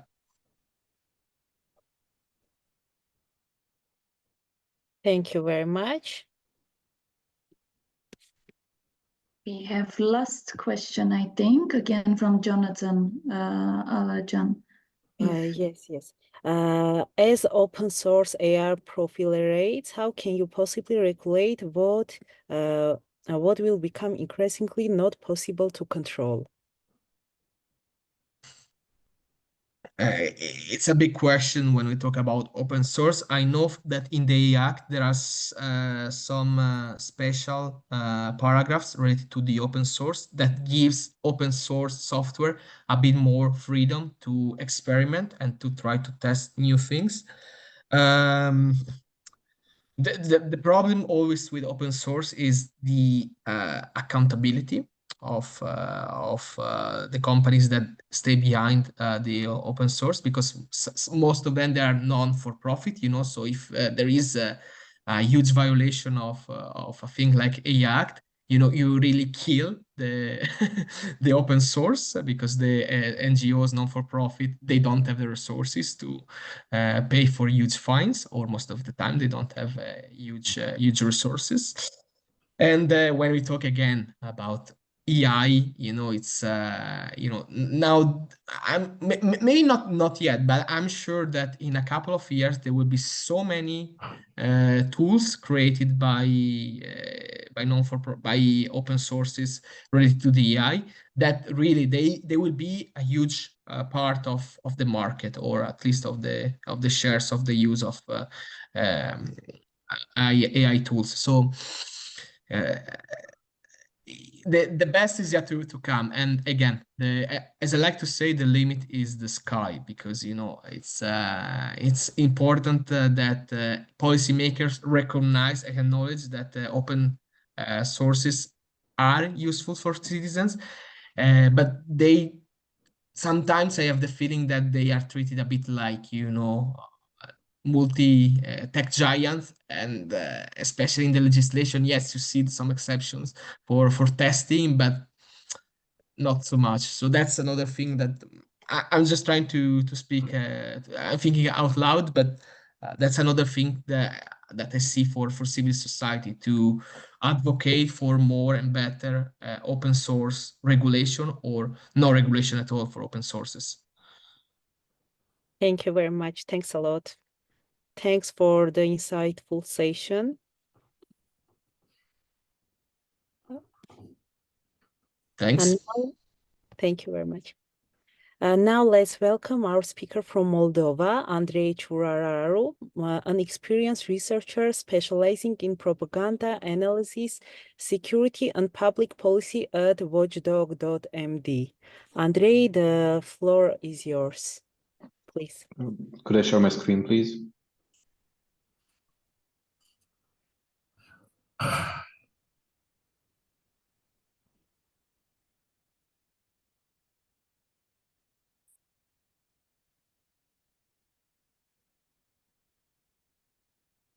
So thank you for this opportunity, first of all, and I'd like to keep my presentation short because I am sure we're all facing very similar issues with AI and disinformation, and I'm looking forward to more of a discussion rather than just addressing some common issues.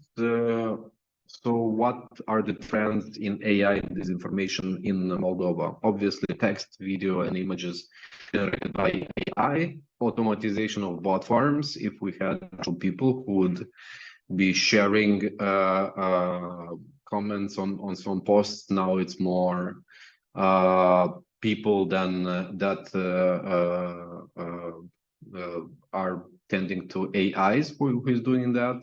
Less trust from the general public. It's always when a video comes out or some kind of image, it's always being said that it was tampered with AI or with some deepfake element and so on. More calls for regulation, as Andrea was saying. There's a big expectation from the public to do that, to ensure that the AI is regulated, although the regulatory power of Moldova is quite honestly very limited, so not sure how you can do that. What are the main players? Local Telegram channels, pro-Russian politicians and media. What has been the response? Early on during the pandemic, the government has created this Telegram channel that would debunk fake news. In March 2023, Moldova and 7 other European nations urged major tech firms to counter foreign disinformation. We blocked over 50 Russian websites and 6 TV channels. We're using, amongst others, deepfakes in order to promote pro-Russian propaganda. Examples of AI disinformation campaigns in Moldova: fake comments generated with the help of AI. Sometimes they fail, and you can see that they're actually generated with ChatGPT. Manipulative tactics like utilizing deep fakes over the faces of actors in order to portray Moldovan politicians. In the image, you can see Maia Sandu, the leader of Moldova, being a subject of a comedy skit, but at the same time, many people believing it. It's going viral on TikTok and other platforms. People with less understanding of AI believing it, and so on. Impact of AI disinformation in Moldova. We had a poll on January 17. 42% do not of the population do not know about ChatGPT and other LLMs, that making it very easy to deceive those people. And 45% do not understand or understand in a very basic way what AI is. So almost half of the population is not aware what AI is, what its capabilities is, and that makes the impact of AI disinformation even bigger for the Moldovan public. Challenges in detecting and countering AI disinformation. Lack of regulation. We're following the EU practices and developing an AI Act type of document. Technological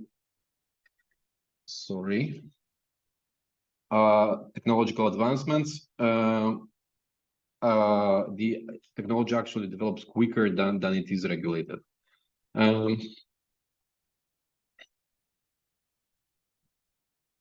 Next slide. Strategies for combating AI disinformation. Education initiatives could be there, especially lifelong, because all elderly have an issue with using AI. Technology integration using AI to combat AI. For example, our organization uses now 2 AI tools to monitor Telegram and to see where the crowding of disinformation narrative happens, where more people are using it and are active on it, collaborative efforts, especially EU partnerships, in order to gain strength in fighting disinformation. Role of the government and the civil society. Legislation, it is needed but should not disrupt the industry. We're now trying to pioneer a IT visa, and we don't want to be perceived as the limiting country, but rather than a country that understands the risks. Public awareness, way more important than prohibitive laws. The shield versus sword philosophy, in a way that the sword is going to evolve, and if we create this legislation, is going to be needed to be updated each time. So public awareness is way better than legislation. Conclusion and takeaways.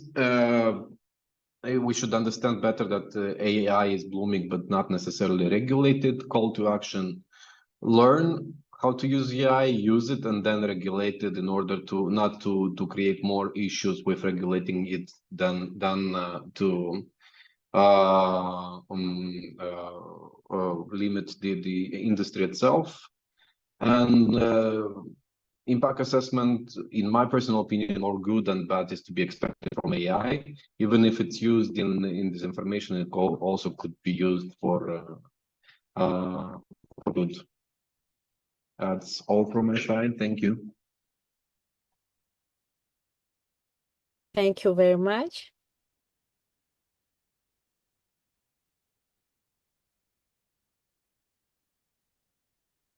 And while Ala is passing the floor to dear Andrei, thank you so much. And if participants have questions, please put your email, if you don't mind, in the chat, so that they send questions to you if they have. Thank you very much.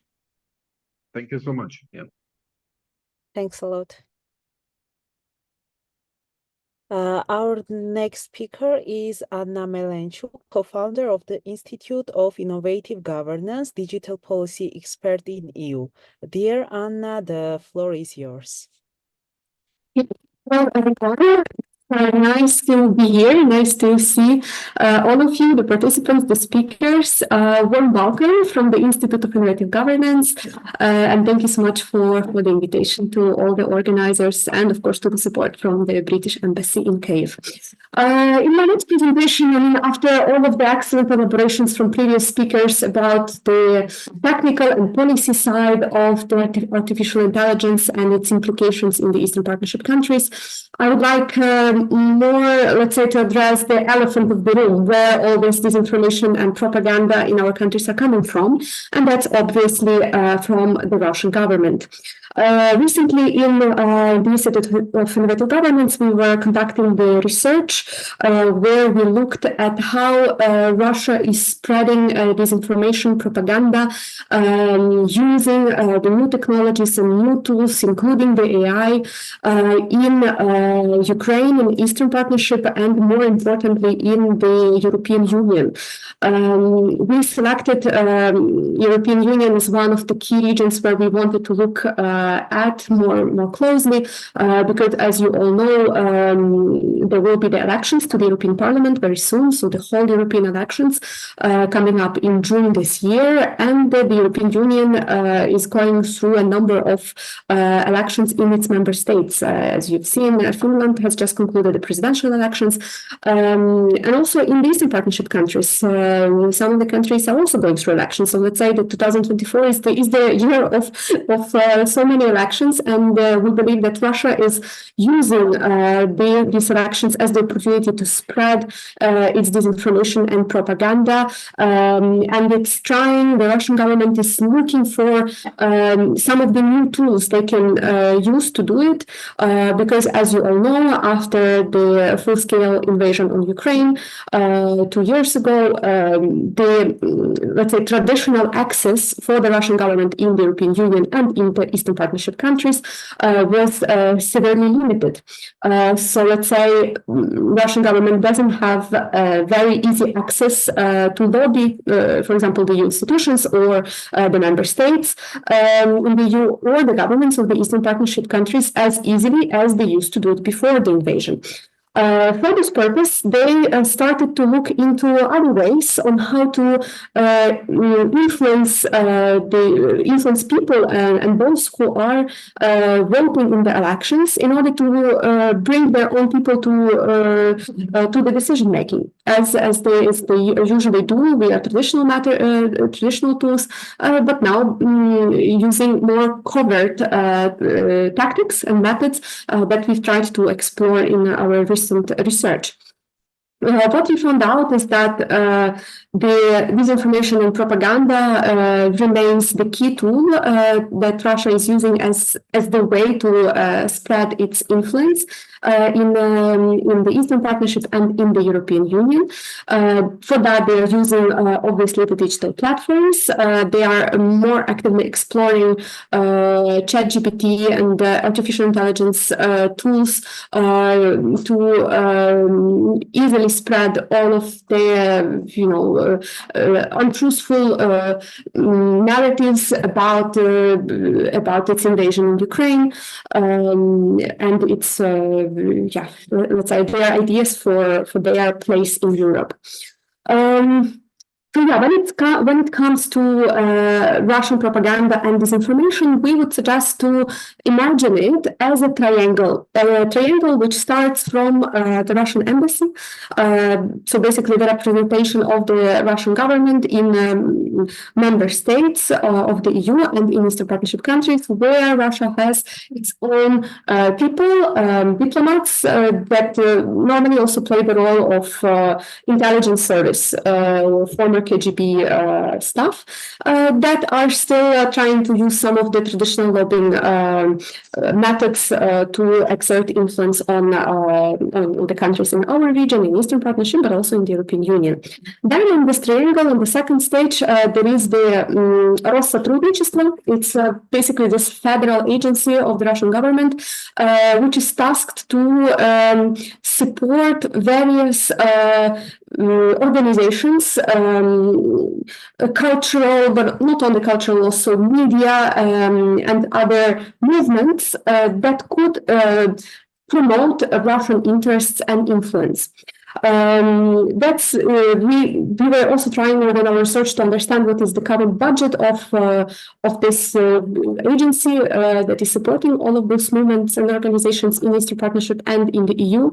But unfortunately, it was very hard for us to find out because, as you know, they are hiding their budget at the moment. But yeah, we know it's no secret that this budget has increased after they started the invasion. And they are using this budget to actively spread disinformation propaganda. When it comes to media, where it is especially important to look also into the use of the new technologies and AI, after the invasion, as you know, Russia received a lot of sanctions from the European Union. So the traditional Russian media, like Sputnik and Russia Today, was no longer available in most of the European Union member states. In Eastern Partnership countries, depending on which country of obviously, and also depending on the way you can access those media. But even despite the sanctions in the European Union, people can still access Sputnik and Russia Today, and it still exists in the languages of the member states. So in our research, we were mostly looking into Italy, Germany, and France, and we realized that in those countries you can still access Sputnik, you can still access Russia Today in French, in Italian, in German. You won't be able to do it on the TV, so it won't be available on your TV channel and your TV box, but it will be available on your computer. Maybe not on www.sputnik.ru, but on a different domain. So basically what Russia did, they changed a bit the domain, so it's they maybe added a couple of words to Sputnik, but it's the same resource. It spreads the same disinformation and propaganda, and unfortunately people are still using it. Why is it important for our conversation on artificial intelligence? It's because the AI tools like ChatGPT, it's using different data sets to come up with the answers, right? If it's a ChatGPT, it gives you different answers. But where does it get the information? It gets the information from open source tools, from open source media, from everything what is available in the web. And Russia is so active in spreading its disinformation propaganda through this traditional media that they used to have, like Sputnik in Russia Today, that AI can simply use that the data that is available and come up with the answers that are based on propaganda and disinformation spread by Russia. So one of the recommendations also coming up from our research would be that the European Union should strengthen its sanctions, looking not only on traditional websites, Sputnik and Russia Today, as they used to see it, but also tackling those mirror websites that they've created in order to Russian media to exist in the European Union and in Eastern Partnership countries. So definitely a closer eye to strengthen the sanctions would be needed. Another point that we've made regarding the sanctions is that not all of the EU member states followed the sanctions. So some of the countries, they simply ignored the sanctions, and they were not, even the traditional Sputnik in Russia, they were not banned completely. So you could still, fully open Russian media and just read it in your countries. So yeah, that's what I wanted to highlight from our research on Russian disinformation and propaganda, especially this media component. That it's really important to find solutions to sanction it, and that would be for that we would need really to encourage the European Union to take a closer look into it, but also as we all know, the best way, and we've started about it, the whole conference, all of the speakers mentioned it, the best way to tackle disinformation propaganda is to actively spread the truth. Yes, the truth is the best way to tackle the lies. So the more we are spreading the real facts, we are speaking about the truth, it would be much harder for Russia to spread its lies and disinformation through all of these various tools that they are using.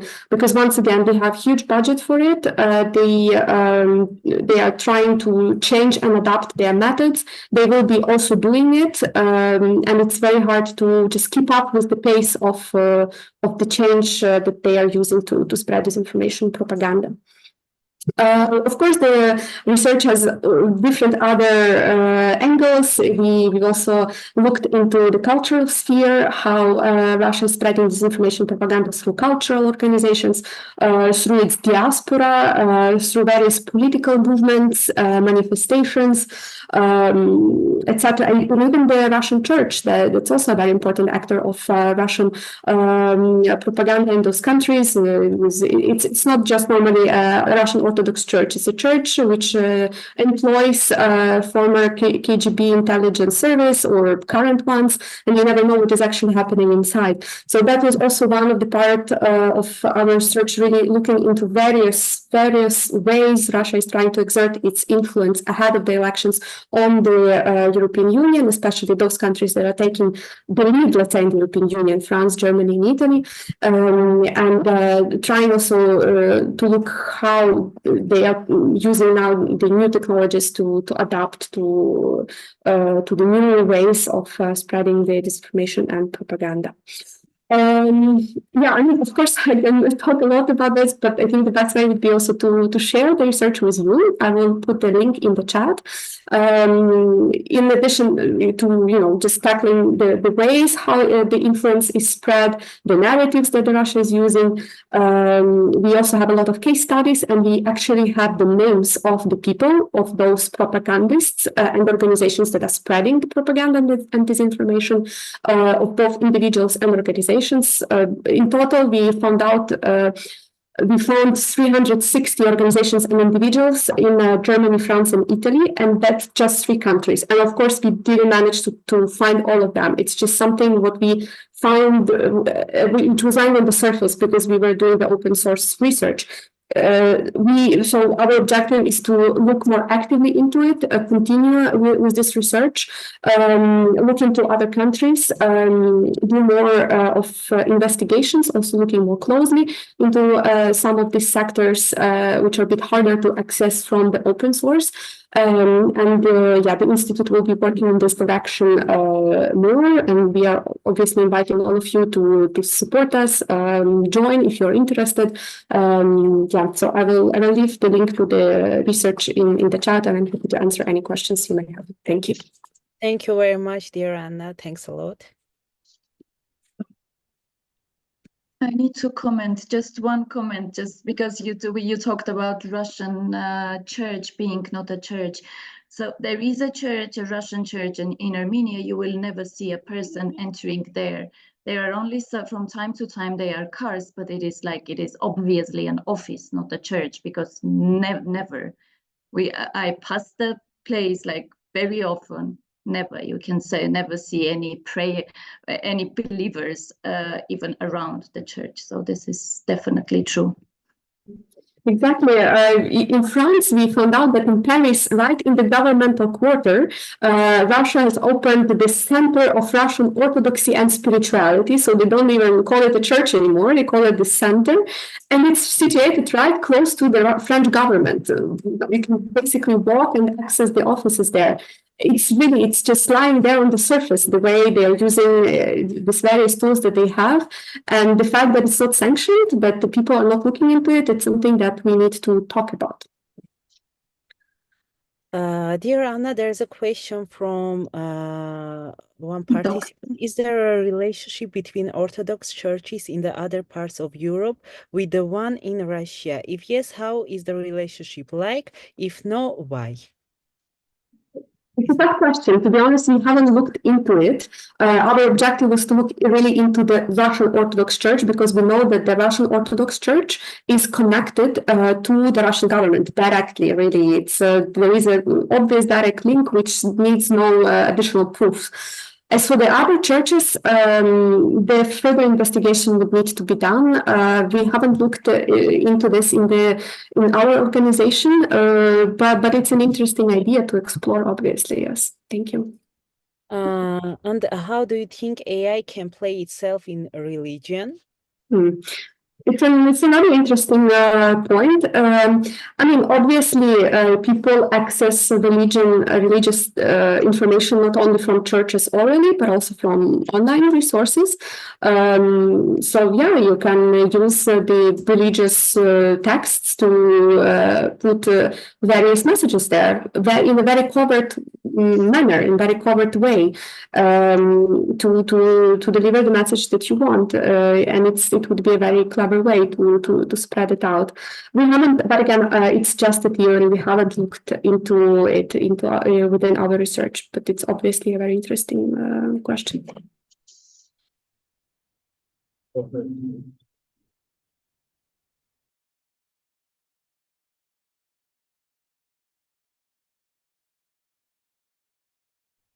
Anna, you're mute. You're muted.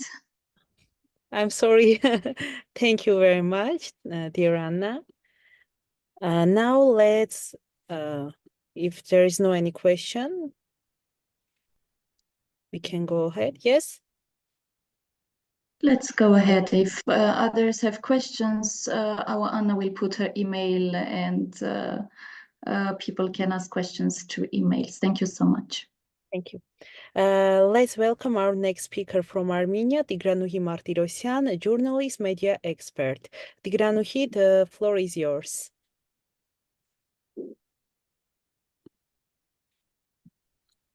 Good evening to everyone. I am glad to have this opportunity. Thanks, organizers. I have little technical problems. My web don't working, but I hope you hear me. We are discussing a very fashionable topic, artificial intelligence. Many businessmen are excited about artificial intelligence tools as it allows them to delegate authority and pay less than a human doing the same job.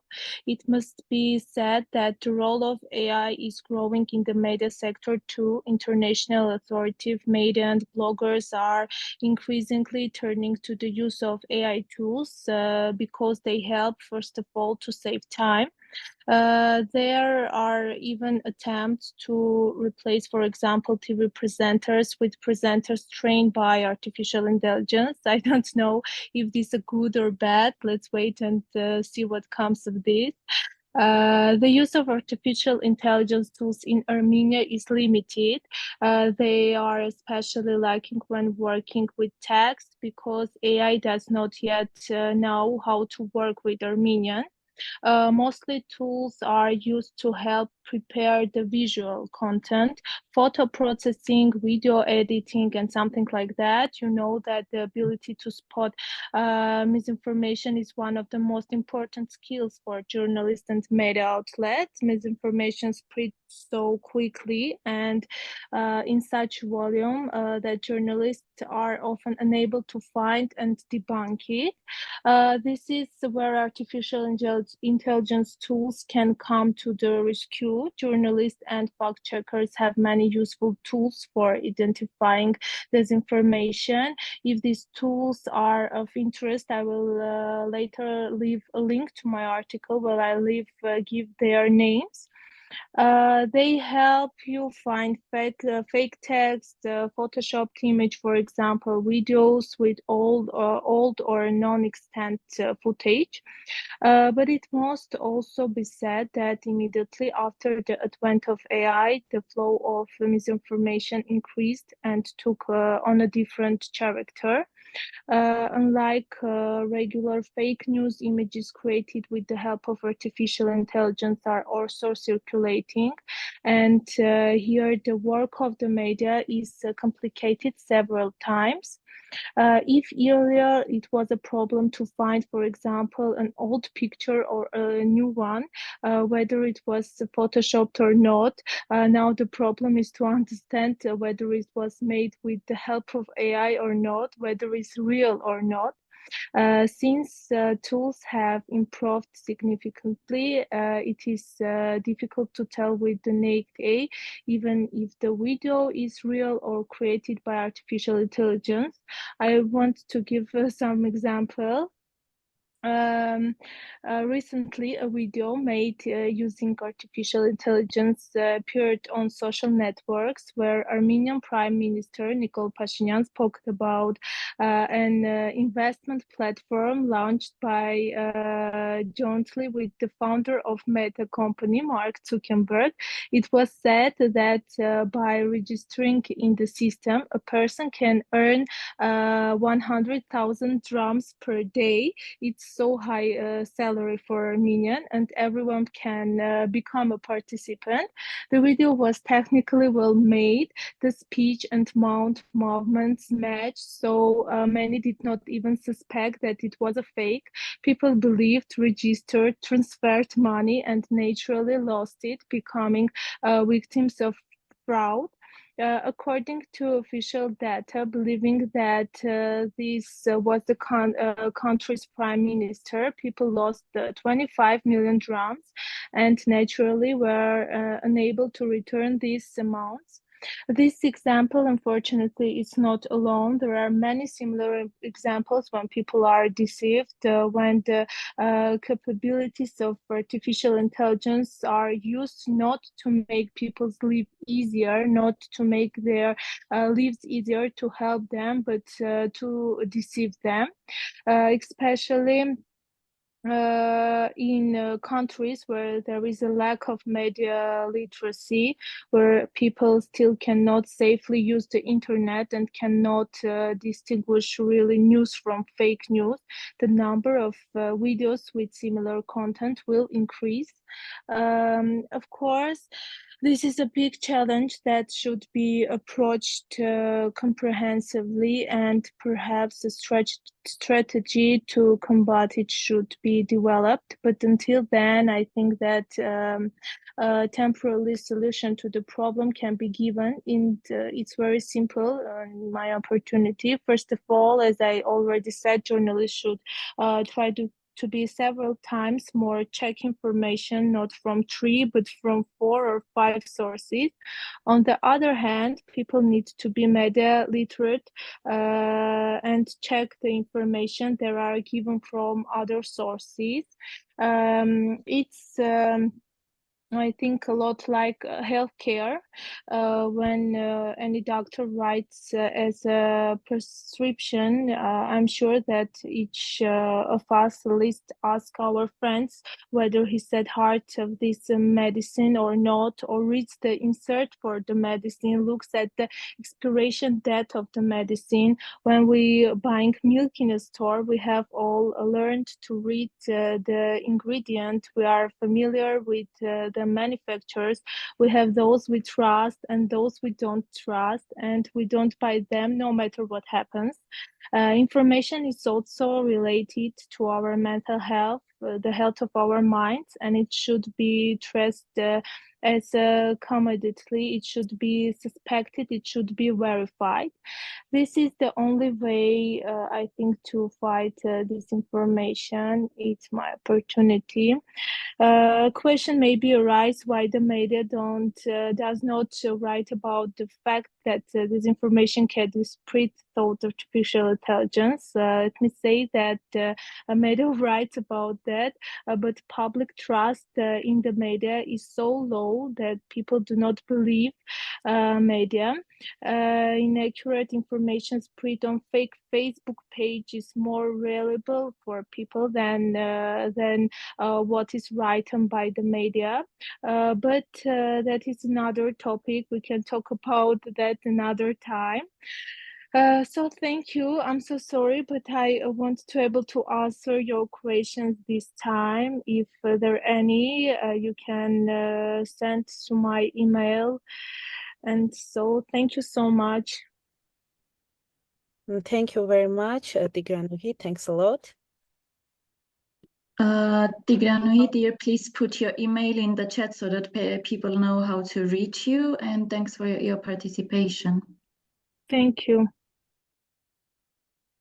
Now let me express our gratitude to our incredible speakers for their valuable contributions. Thank you all for joining us today in this insightful exploration of AI and disinformation.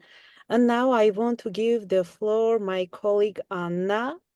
Dear Anna, the floor is yours. Thank you so much. Thank you. Indeed, thank you so much, all speakers and participants, to be here with us. We understand now that AI's dual nature in the content creation is a double-edged sword. On one hand, it brings efficiency and innovation, automation, automating our routine tasks, right, and generating complex reports and publications. And on the other hand, it carries significant risks, particularly when we're talking about sensitive information connected to Ukrainian-Russian war. This battle against disinformation is multi-faced, and it requires our deep understanding of AI technologies and also the commitment to the ethical standards in their use. And in the Institute of Innovative Governance and with the support with our partners, donors from British Embassy, Kyiv, with our donors in DCN. And also we created a guidelines for journalists and content creators, aiming to provide content creators, journalists, bloggers, the understanding how to work with artificial intelligence, understanding how AI and why AI is generating false information. So, and we also, to conclude this conference, actually, I want to share some few basic recommendations to all of us and to you that what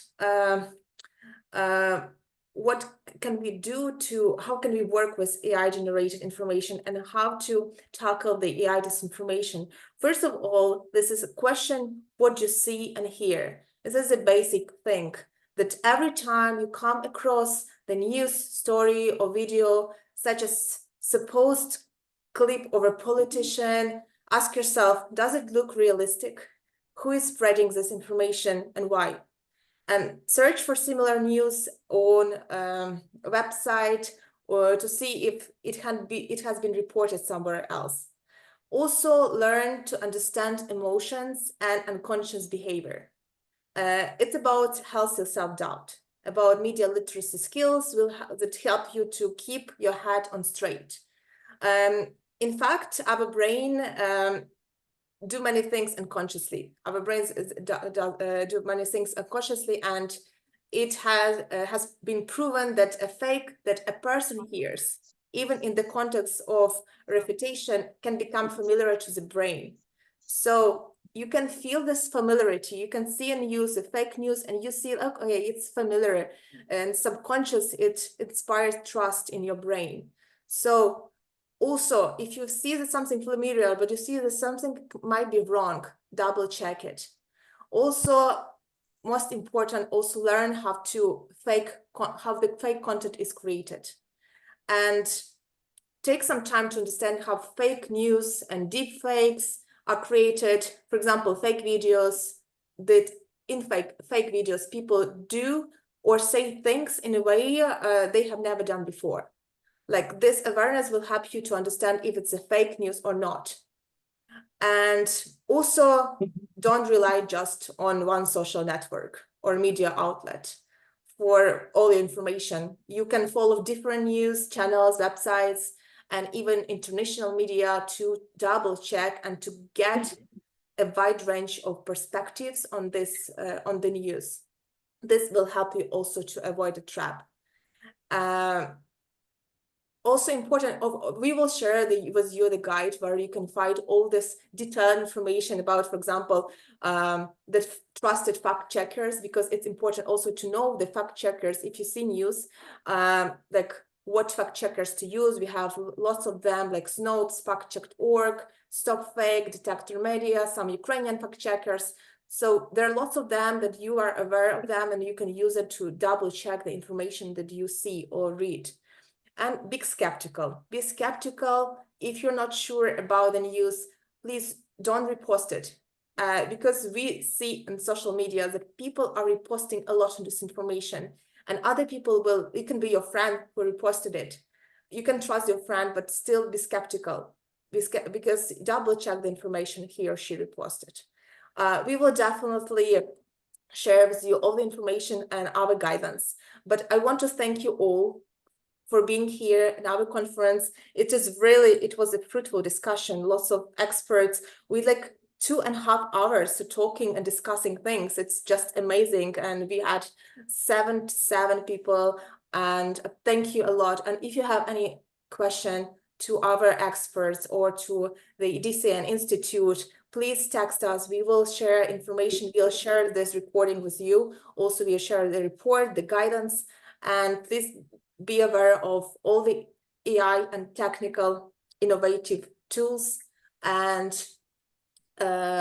please also follow us on social media, and we will post different news and information about this topic with you. And thank you again. I can also give floor to Ashken because I want to thank DCN for being a part of this conference and co-host of the conference and helping with this great organization. Thank you, Alla. Also, thank you, Ashken. Indeed, this has been a great journey, dear Anna, and thank you so much on behalf of DCN to invite us to partner within the project. And as you said, I will keep this short because, as you said, we are 2.5 hours discussing very intensively a very hot topic. The key things, as you said, consciously. So conscious living and conscious approach and doubtful approach, I would say, to any kind of information you see, even if it is shared by your friend, your family members, because even the best of us can fall into the trap of disinformation. None of us is secure, and the more the technologies develop, the more the bias and the manipulations in the hand of the malign actors is going to intensify, and they will try to create chaos in our societies through the most, I would say, effective tool, which is information. Information is the food of the mind, and you need to take very careful approach towards what you are putting into your mind, what you are consuming through your mind. So please, our sincere request to all of us, just double check, just doubt anything you see online. Check it and verify it through means that are at hand.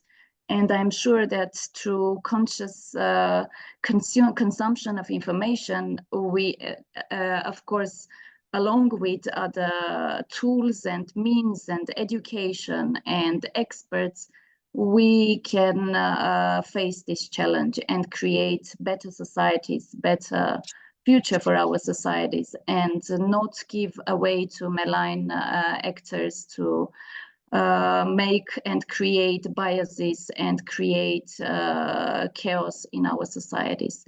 Information is really powerful, and we need to take it very seriously. The new technologies are we should embrace, and we should understand and consciously know how we are approaching them.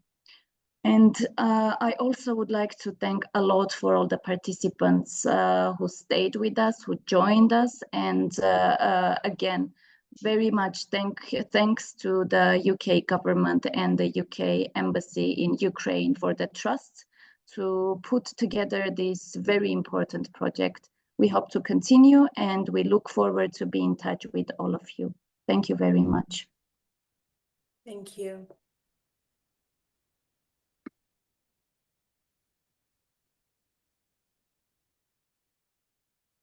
And we just let you go to your evening routines. Thank you so much for all those who joined us.